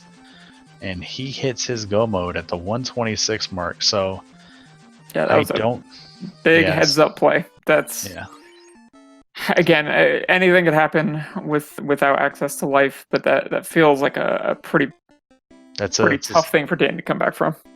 Yeah, because I'll imagine she's gonna full clear. She will full clear C. Yeah, I think that's where I would be saying in my mind is I gotta go back to Sea Shrine, just like I said for Elastoid. So, if she makes the Galaxy Brain Plate of Marsh, more power to her. But that's not where my mind would be at. Yeah, it's a heads up play for Elastoid, doubling down on his gamble to skip the mermaids. It pays off, so he'll be able to go mode Earth. And I just want to take you back to 10 minutes into the seed, Groggy Dog, and let's talk about that marsh dive. Because I'm pretty sure I said I would go there. We had level 1 exit. Yeah. And it's one of those things that you saw everybody. I mean, to be fair, if I were in this race and had done that, I wouldn't have full cleared Sky. I probably would have 2 ribbons. I'd probably do Sky 1 or Mirage 1, Sky 3, but wouldn't have that defense sword, wouldn't have that 3rd ribbon, wouldn't have that white shirt. So it would be precarious. Yeah, like I said, I think as these sort of there's the 2 levels we're thinking of it as we come up on the vampire-shaped speed bump that's gonna disappear from view very quickly. The first level of Marsh can be very difficult. There can be some nasty enemies. It probably isn't worth your time. Versus the level 2, no one else is going to Marsh, so if it's there and I can do this quickly, I'm a genius. Yeah. And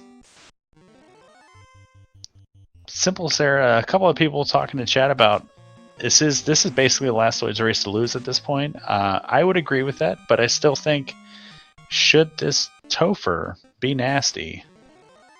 We did see those zombie Ds with Brack, although Elastoid's party will have 3 ribbons. But if we see a punch happy Kraken, yeah. But with that full clear of C awaiting Danny, yeah, I think Elastoid's probably got a solid 10, maybe 15-minute lead now at this point. So maybe two deep Topher wipes onto Chaos for Danny to catch up here. Elastoid, great inventory management memory there. Remembers he has the mage staff, uses it to quickly take out the unrunnable encounter. All right, but Danny lights that 3rd or 2nd orb and gonna head to C now, and she's probably kicking herself in the butt for abandoning C because she has to assume that the rod's gonna be here with over 30 boxes to open here.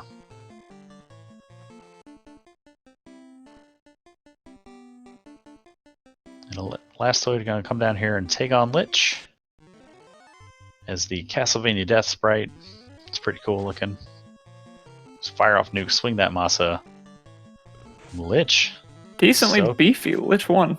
Soaking those hits.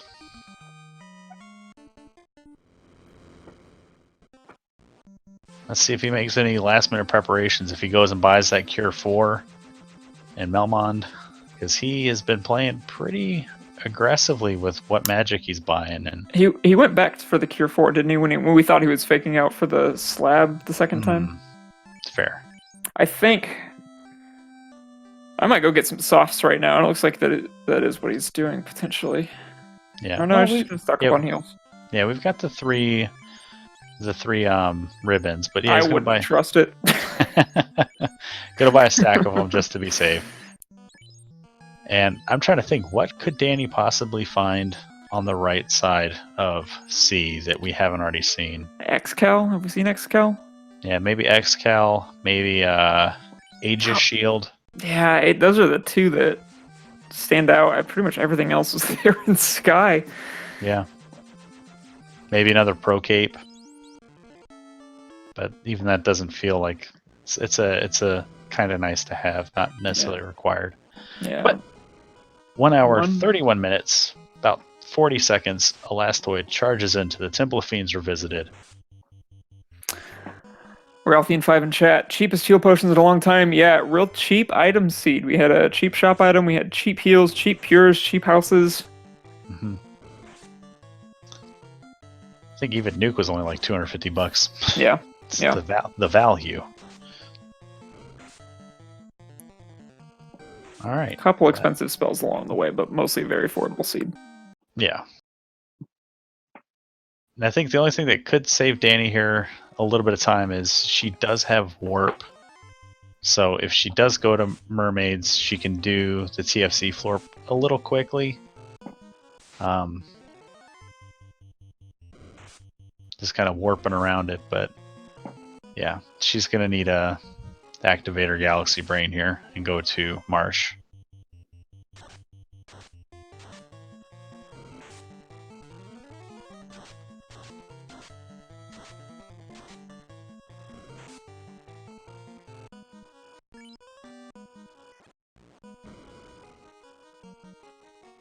All right, there's our zombie D-Brags. Not even gonna get to see it.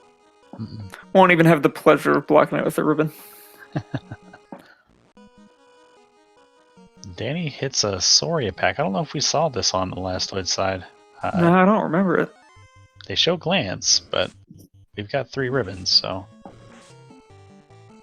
Let's see, she's like level 28 across the board. I didn't get a good chance to see Elastoid's levels, and hopefully he goes into... I believe he's right about 26. It's crazy that if that's the case, that her levels are better than his. I think she's been taking a little bit more fights. And I know she did the third eye grind a little bit longer than he did, but you'd still think that that would have made up for it in the the distribution of experience. Yeah. With the 3-man party. So Lich comes out with Lightning 2. We don't get the best turnover there with the fast and the Masa swing. Lich soaks that nuke, but the fasted Masa should do it. Yeah. Disrespect to Ahoy, but it's not going to matter when you can swing for 839 on Lich 2. Yep. Still looking for the nasties. We didn't see Warmech, so we didn't get a look at these boss scripts or what might be taken away. So 4 nuclears, 3 nukes, slow 2, cure 4, a couple zaps. There's a couple banes. There's some bad stuff out there. And with her gear, the absorb should be fine for a lot of these, the melee heavy. So yeah, it looks like his levels are a little under what Dani's rocking. And we're going to defense up. We're going to fast. And we're going to nuke. I like that, I think. Defense this early, you don't want to risk it. Yeah. Because we will not have a way to pick up that knight if he goes down. But we got the fast off. We're going to fire off some nukes. Question from chat from Tarnan. What party is Elastoid rocking? He is swinging a knight. He has a black belt Dan. Terra, the sprite, is his red wizard. And Tella is the black wizard. Or not Tella, the Fusoya.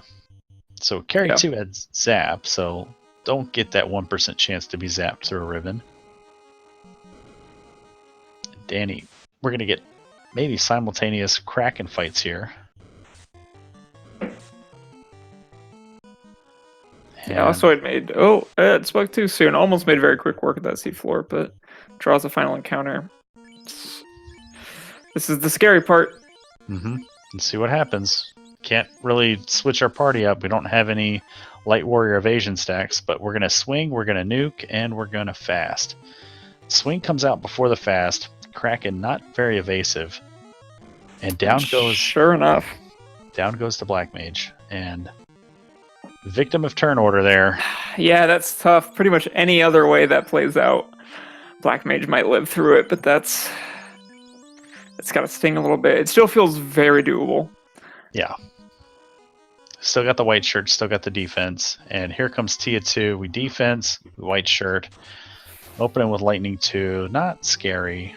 Gotta be worried about those nukes, nuclears, tornadoes, swirls, and infernos. Those non-elemental, well, not inferno, but the non-elemental AoEs. And Switching up to Fog 2. I like the Fog 2 play.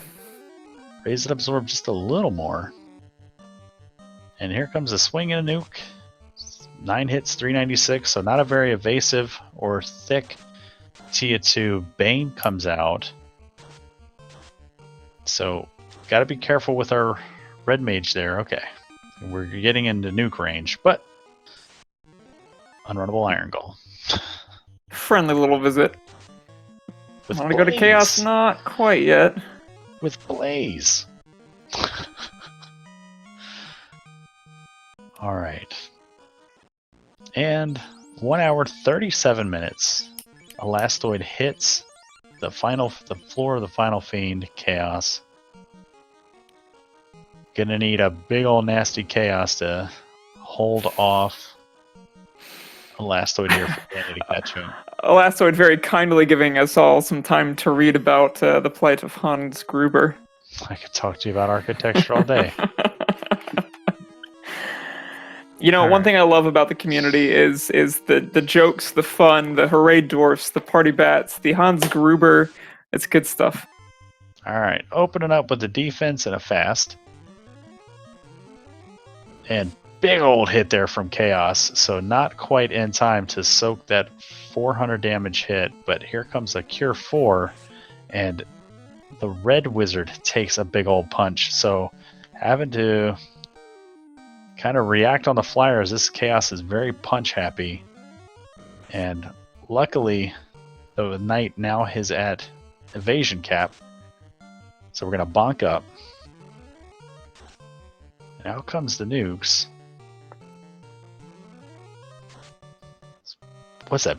Back to back, like almost max roll nukes? Wow. Yeah, wow. So Elastoid getting it done. Well done. Finish off official SRL time of 1 hour, 38 minutes, 58 seconds. Get those GGs and chats for Elastoid.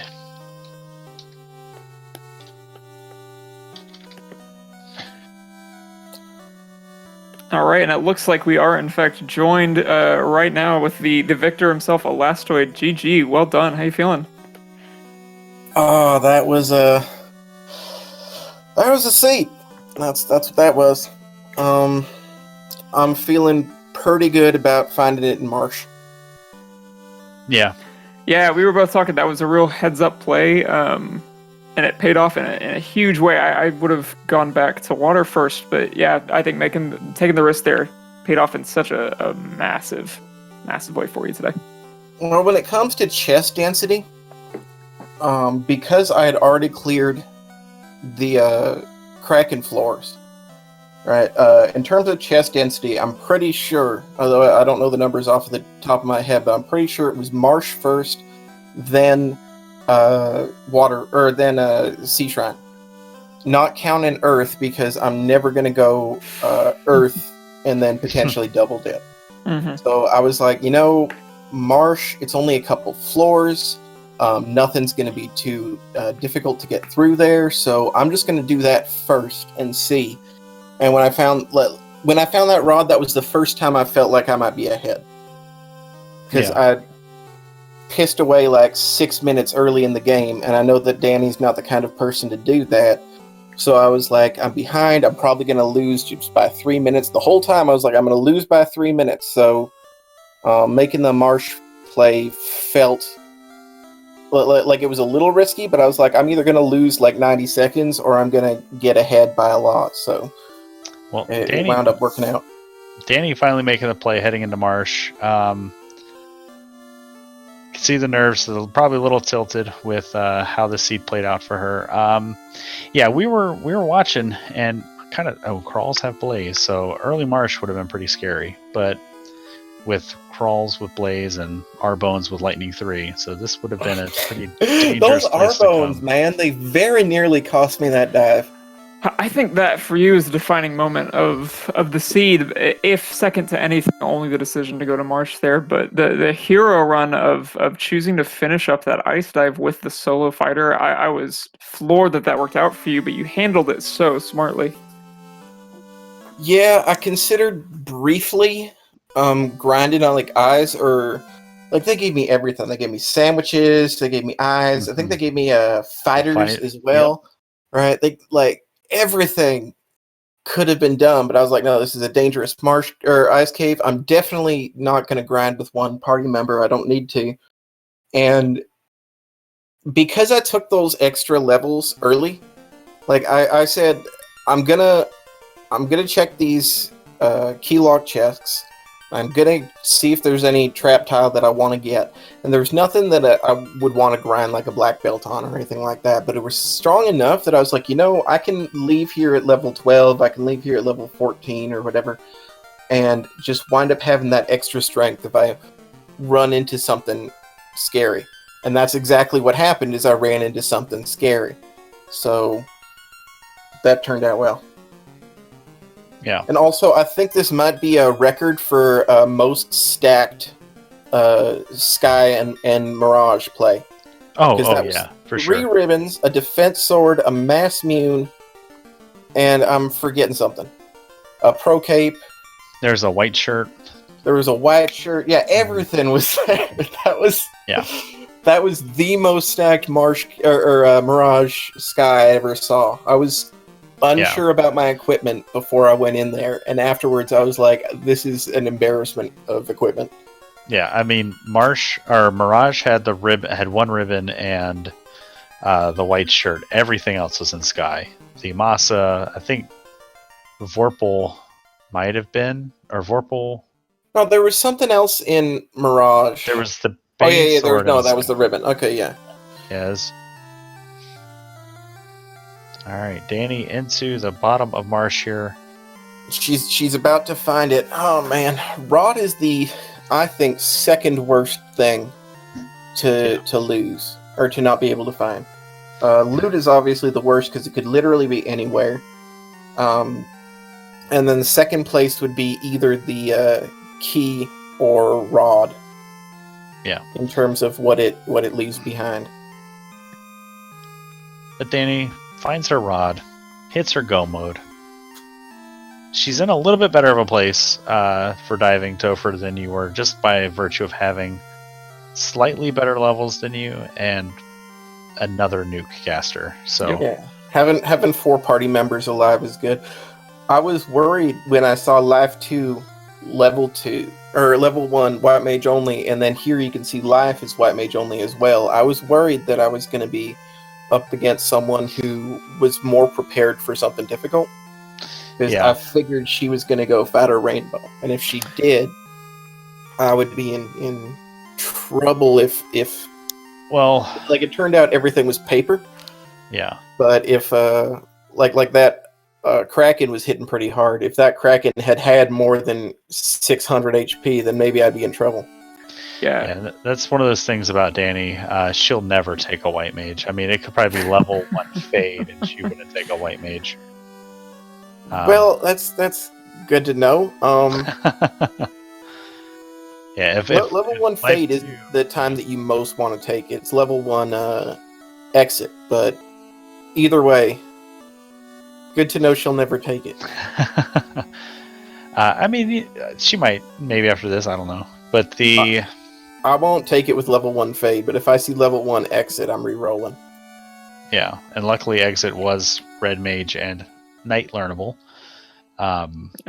So Elastoid, obviously you got quite a bit of what you needed in Sky in terms of defense, in terms of ribbons. What, as soon as you saw that life was not an option for you, what was going through your mind? What preparations are you trying to make for your 3-man party? Well, I mean, it just means that if you don't have equipment, you need levels, right? So I was keeping an eye out the whole time for any grind tile that would be semi-decent.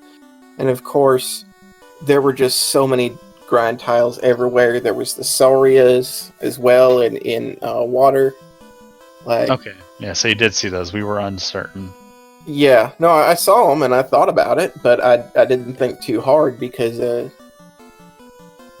I was pretty sure, at that point, I knew I was going to probably full clear Sky, and I was like, I can't, hit the panic button on equipment until I'm running out of chests to check. Yeah. So, I gotta ask, did Dani ever wipe? No, she's ran pretty smoothly through the seed.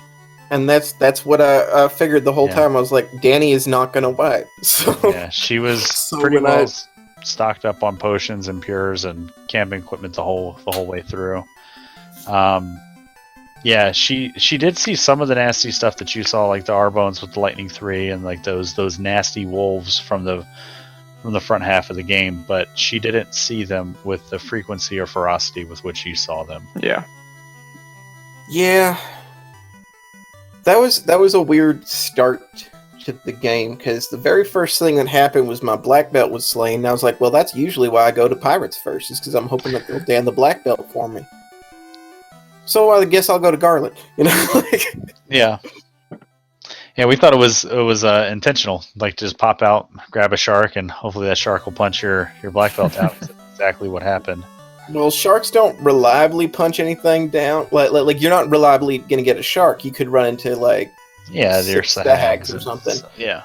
You know, but usually I go to Provoca, because if you have your black belt in the first slot, especially when you have chain armor for your next two, you can be fairly certain that waiting one round against pirates will net a dead black belt. And that's what I usually go for. Because black belt is like insurance if I don't find any equipment. Right? So in the event that I had gone through Sky and found the rod and nothing else, then I would probably be going to Ice Cave for those eyes or something like that, and just just finding an easy grind and getting that black belt up, because that would take less time than digging all the chests everywhere else trying to find stuff. All right, Dani pulls Lich 1, gonna fire off a bunch of nukes. We know that this Lich had a lot of HP, as it just sits there and takes 700 damage from double nukes, but goes down with that Masa swing. And Dani will hit her go mode here at the 149 mark and head to Temple of Fiends Revisited. Elastoid, with this victory, you move on to 3-0 in the spring tournament. How's it feel? It feels terrifying. Right, like, because the thing is, if I start out like 0-3, then I can be fairly certain that everybody who I meet will be at about the caliber that I'm playing at or less. And everybody I meet now will be like if I'm lucky, they will be evenly matched. Right, like Dani's a strong runner. I think like just didn't make that marsh play, but beyond that, you know, would be probably finishing about the same time as I would. So Dani's a pretty close match. If I face too many people that are better than Dani, then I'm going to be in a lot of trouble. So, well, there are a lot of people in this tournament, and I think we got a lot of good matchups potentially to come. With that in mind, you do have 3 wins now. That does secure at least a placement in the last chance qualifier. Last chance qualifier, yeah. Yeah. One more win will get you at least into the play-in race, and 2 more, and you're guaranteed a bracket position. So, well, I'm rooting for myself being pared down. I know that's not a thing, but pare me down. Let me be the Cinderella story, not in an SVJ way of, oh, he's beaten a lot of people you didn't expect him to, but more in a like, wow, I can't believe he had such a horseshoe when it came to rolling matchups. Well, I don't think that's a Cinderella story as much as people would say you backed into the playoffs. Well, no, I mean, don't sell yourself short, man. You've when it raced comes well. to me, if you've seen my seeds, if you've seen the way I've played, you know that me getting lucky at all is a Cinderella story. Like me ever being lucky anywhere is a Cinderella story. Well, you played well for the first 3 weeks. I'm sure that that will continue. Yeah. Well, I'm rooting for it. If I do make bracket stages, then my ban on practice has to end, and well, I don't know what to do then. And you can kind of see the nerves getting to Dani a little bit with her taking a few extra steps here on the earth floor. Dani will be the first to admit it that her hands are dumb and cause her to do dumb things like kind of checking out those sarcophagus or whatever those little pillars are next to the Lich fight. But we're going to throw a quad X at Lich, and that's never going to work. But we're going to fire some fire 3s. Lich going to respond with a lightning 2. We're going to swing that Masa. 5 hits, 95 damage. So we did not see this high absorb Lich on Elastoid side as you succumb to the nukes. But just you saw high absorb Lich on my side. I swung the Masa for 5 hits, 172. That's still at least a crit in there. Dani did not even get 1 crit with her Masa on that swing. Oh, fair enough. No, it was a fasted second swing that brought it down. And Dani, Lich was here feeling a little frisky this seed. And in terms of resiliency, not in terms of like being any kind of threat. Just barrels right into carry 2. We're going to throw out some nukes and we're going to fast that Masa. Hope for some decent turn order here. Zoe gets punched pretty hard, but alive to soak the hit. Fast comes out in good turn order to get Fizz that double swing, and 5 hits, 456. We are sure to be down with Carrie here very soon as Fire 3 rolls out from her, and 9 hits, 822 will take out Carrie as Dani is now into the water floor. Which Kraken claimed one of your light warriors. We'll see if Dani bears any better luck. Yeah, Kraken would have been real dangerous, like I said, if had more than 600 HP. Yeah, so, yeah, you very nearly got out of that without anything bad happening. Yeah, so if Kraken, if Dani tries to buff up, like do the defense sword play 3 times or something like that, then it could be dangerous. Yeah, because Kraken did not roll that much HP. So we'll see what school of thought Dani takes with her Kraken fight, if she's going to go full speed and power or a little cautious with white shirts and defenses.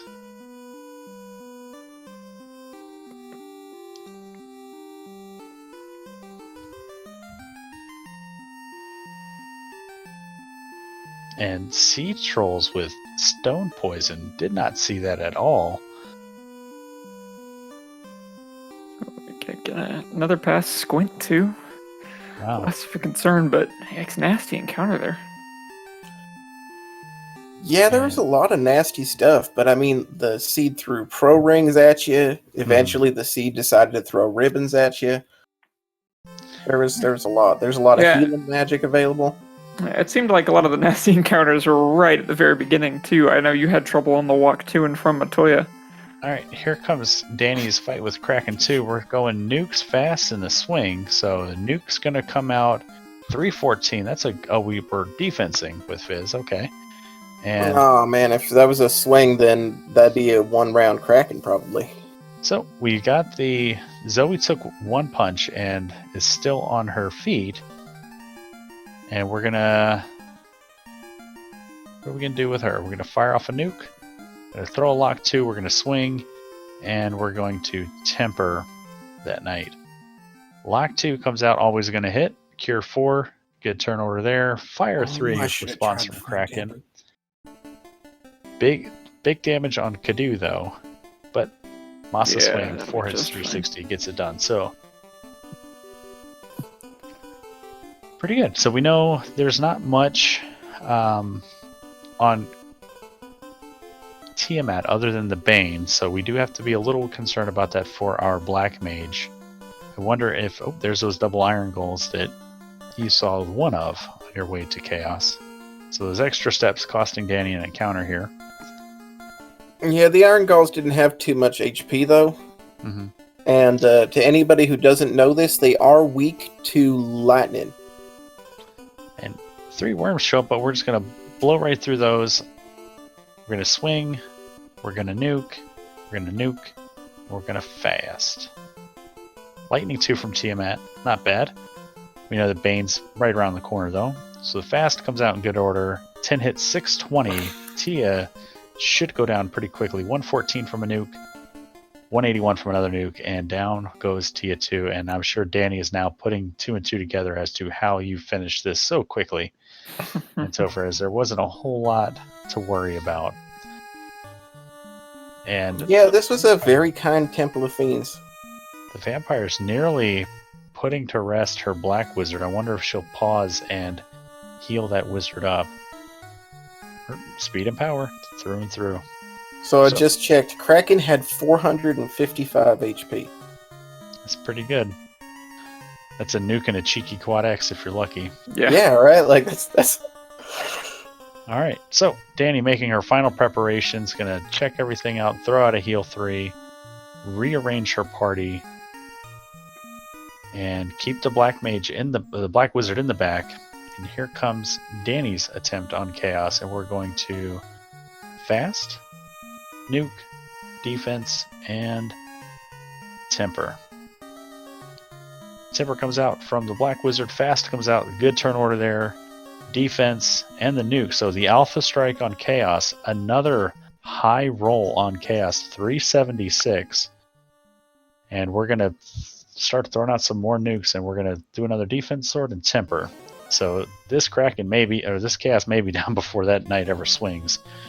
169 from that nuke. Another nuke comes out, 193. So red mage is getting punched, and the knight about to hit evasion cap. Gonna get tempered one more time. Another nuke fires off for 171. Punch on the knight. Another low roll nuke there for 104, and I think this is it. This is gonna be the round that does it, as we're out of nukes. We're out of nukes, Danny. We're gonna cure 4. We're gonna throw another nuke. We're gonna fight, and we're gonna do an. All right, nuke comes out for 322, and down goes Zoe. It's cure 4, hits Fizz. And I'll do it. 1256. Getting it done. Well Get those done, Danny. G's in chat for Danny.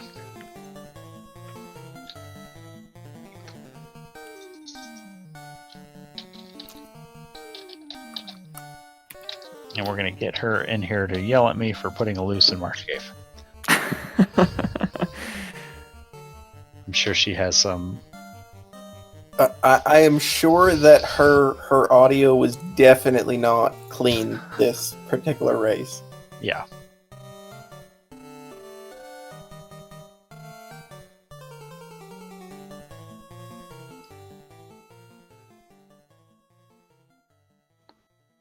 And while we're waiting for Danny, I do want to let everybody know that we do have a lot more matches coming up tonight on the various broadcast partnerships. We have Cyrnus and Dimmarine. Actually, that race might have finished by now. At 7 o'clock on Randomania 1, Ali Gerbrap and Sledge Kalami. At 8 o'clock on Randomania 2, we'll have Life Reboot and One Fine Day. 8 o'clock on Speed Gaming 3, you'll see Sony Wrath vs. Bratster.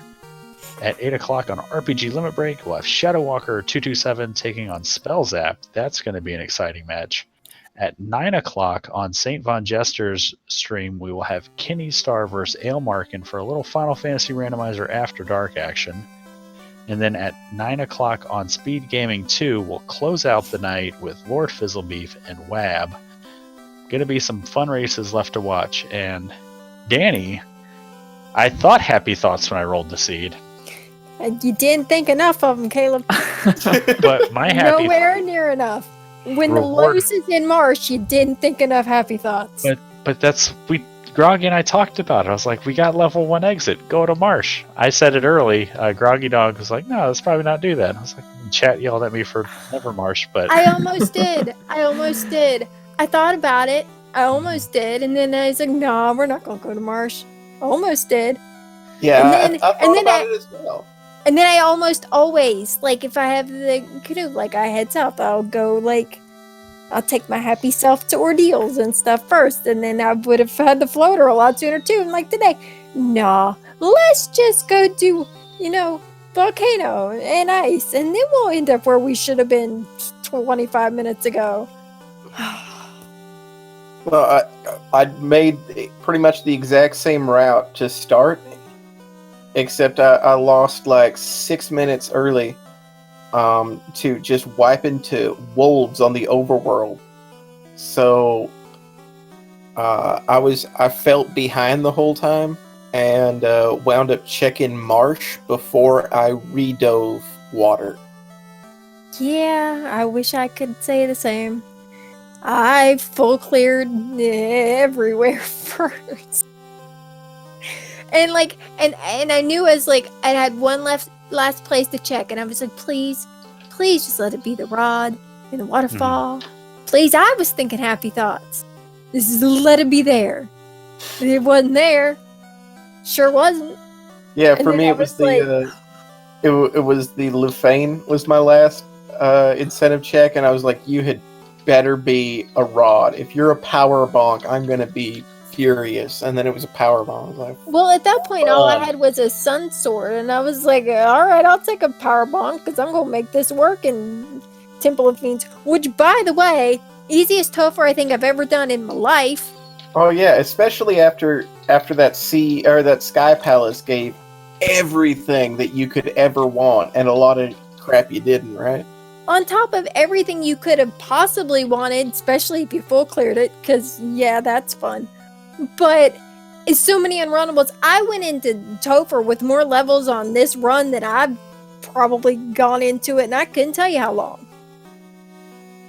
Like, I had levels to spare. Like, can I put some of those in a bank and save them for the next race? Like, it was ridiculous. Can we just start the next race at level 5? Is that a thing?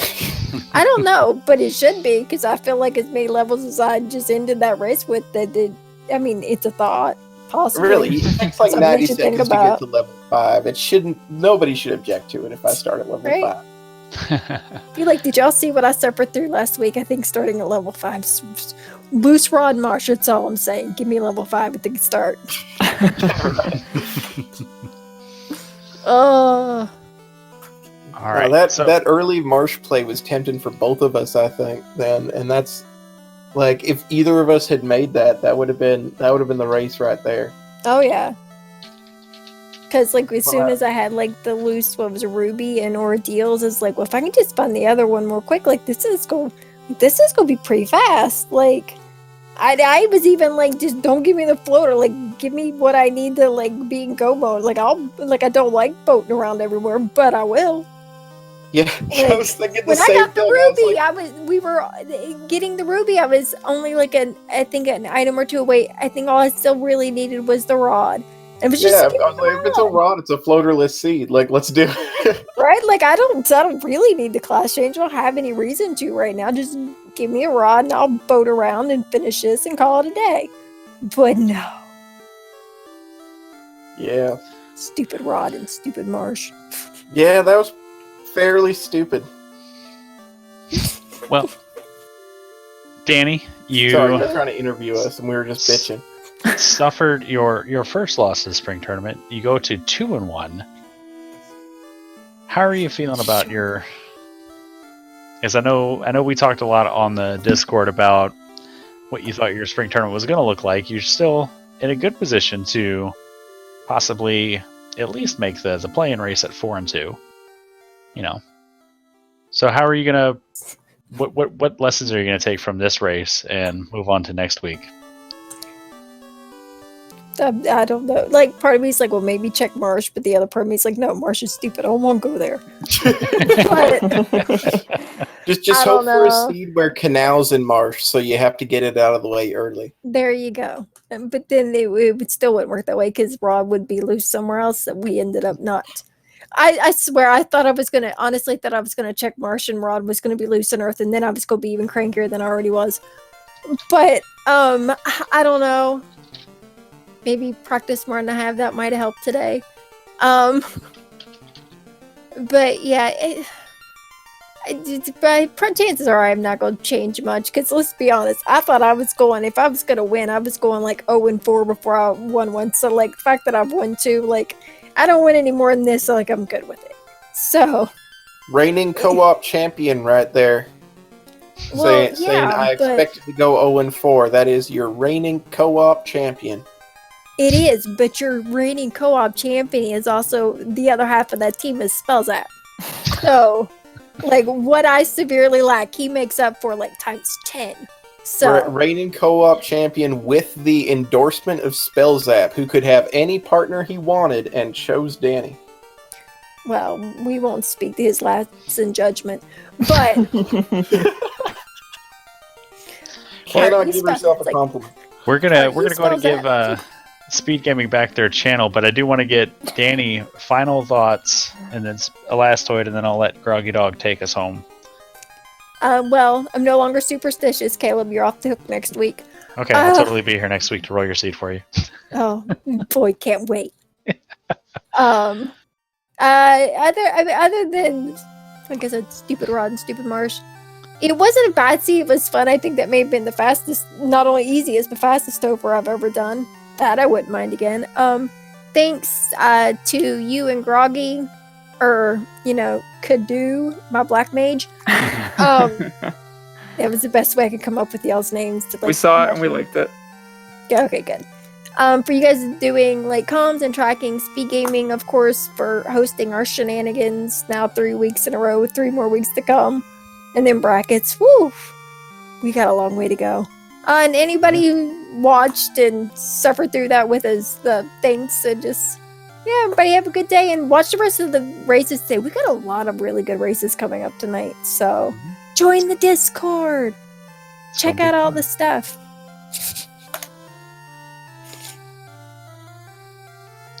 All right, and Elastoid? Yeah, just echoing that. Thank you to you guys for doing commentary, especially. Caleb, you were the triple threat here. You did tracking as well as commentary, and you rolled a Marsh Cave rod seed for me. So thank you 3 times.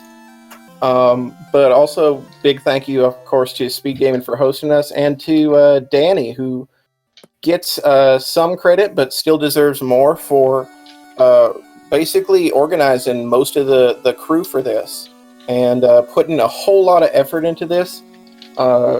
Basically, if you're rooting against Danny in any run, you're rooting for the wrong person. So big thank you to her for making everything here happen, and looking forward to seeing her win her next race. All right, thank you both so much. Congratulations on the well-run race for both of you. Big thank you to Caleb for helping me through my first comms. Big thank you to Caleb and myself for tracking. Good job, us. And for the millionth time that we're going to say it before we say it another million times, thank you so much to Speed Gaming Network. We have a ton of really great FFR action coming your way tonight, the rest of this weekend, several more weeks down the line. Have a wonderful night. Check out more action, and we'll see you soon.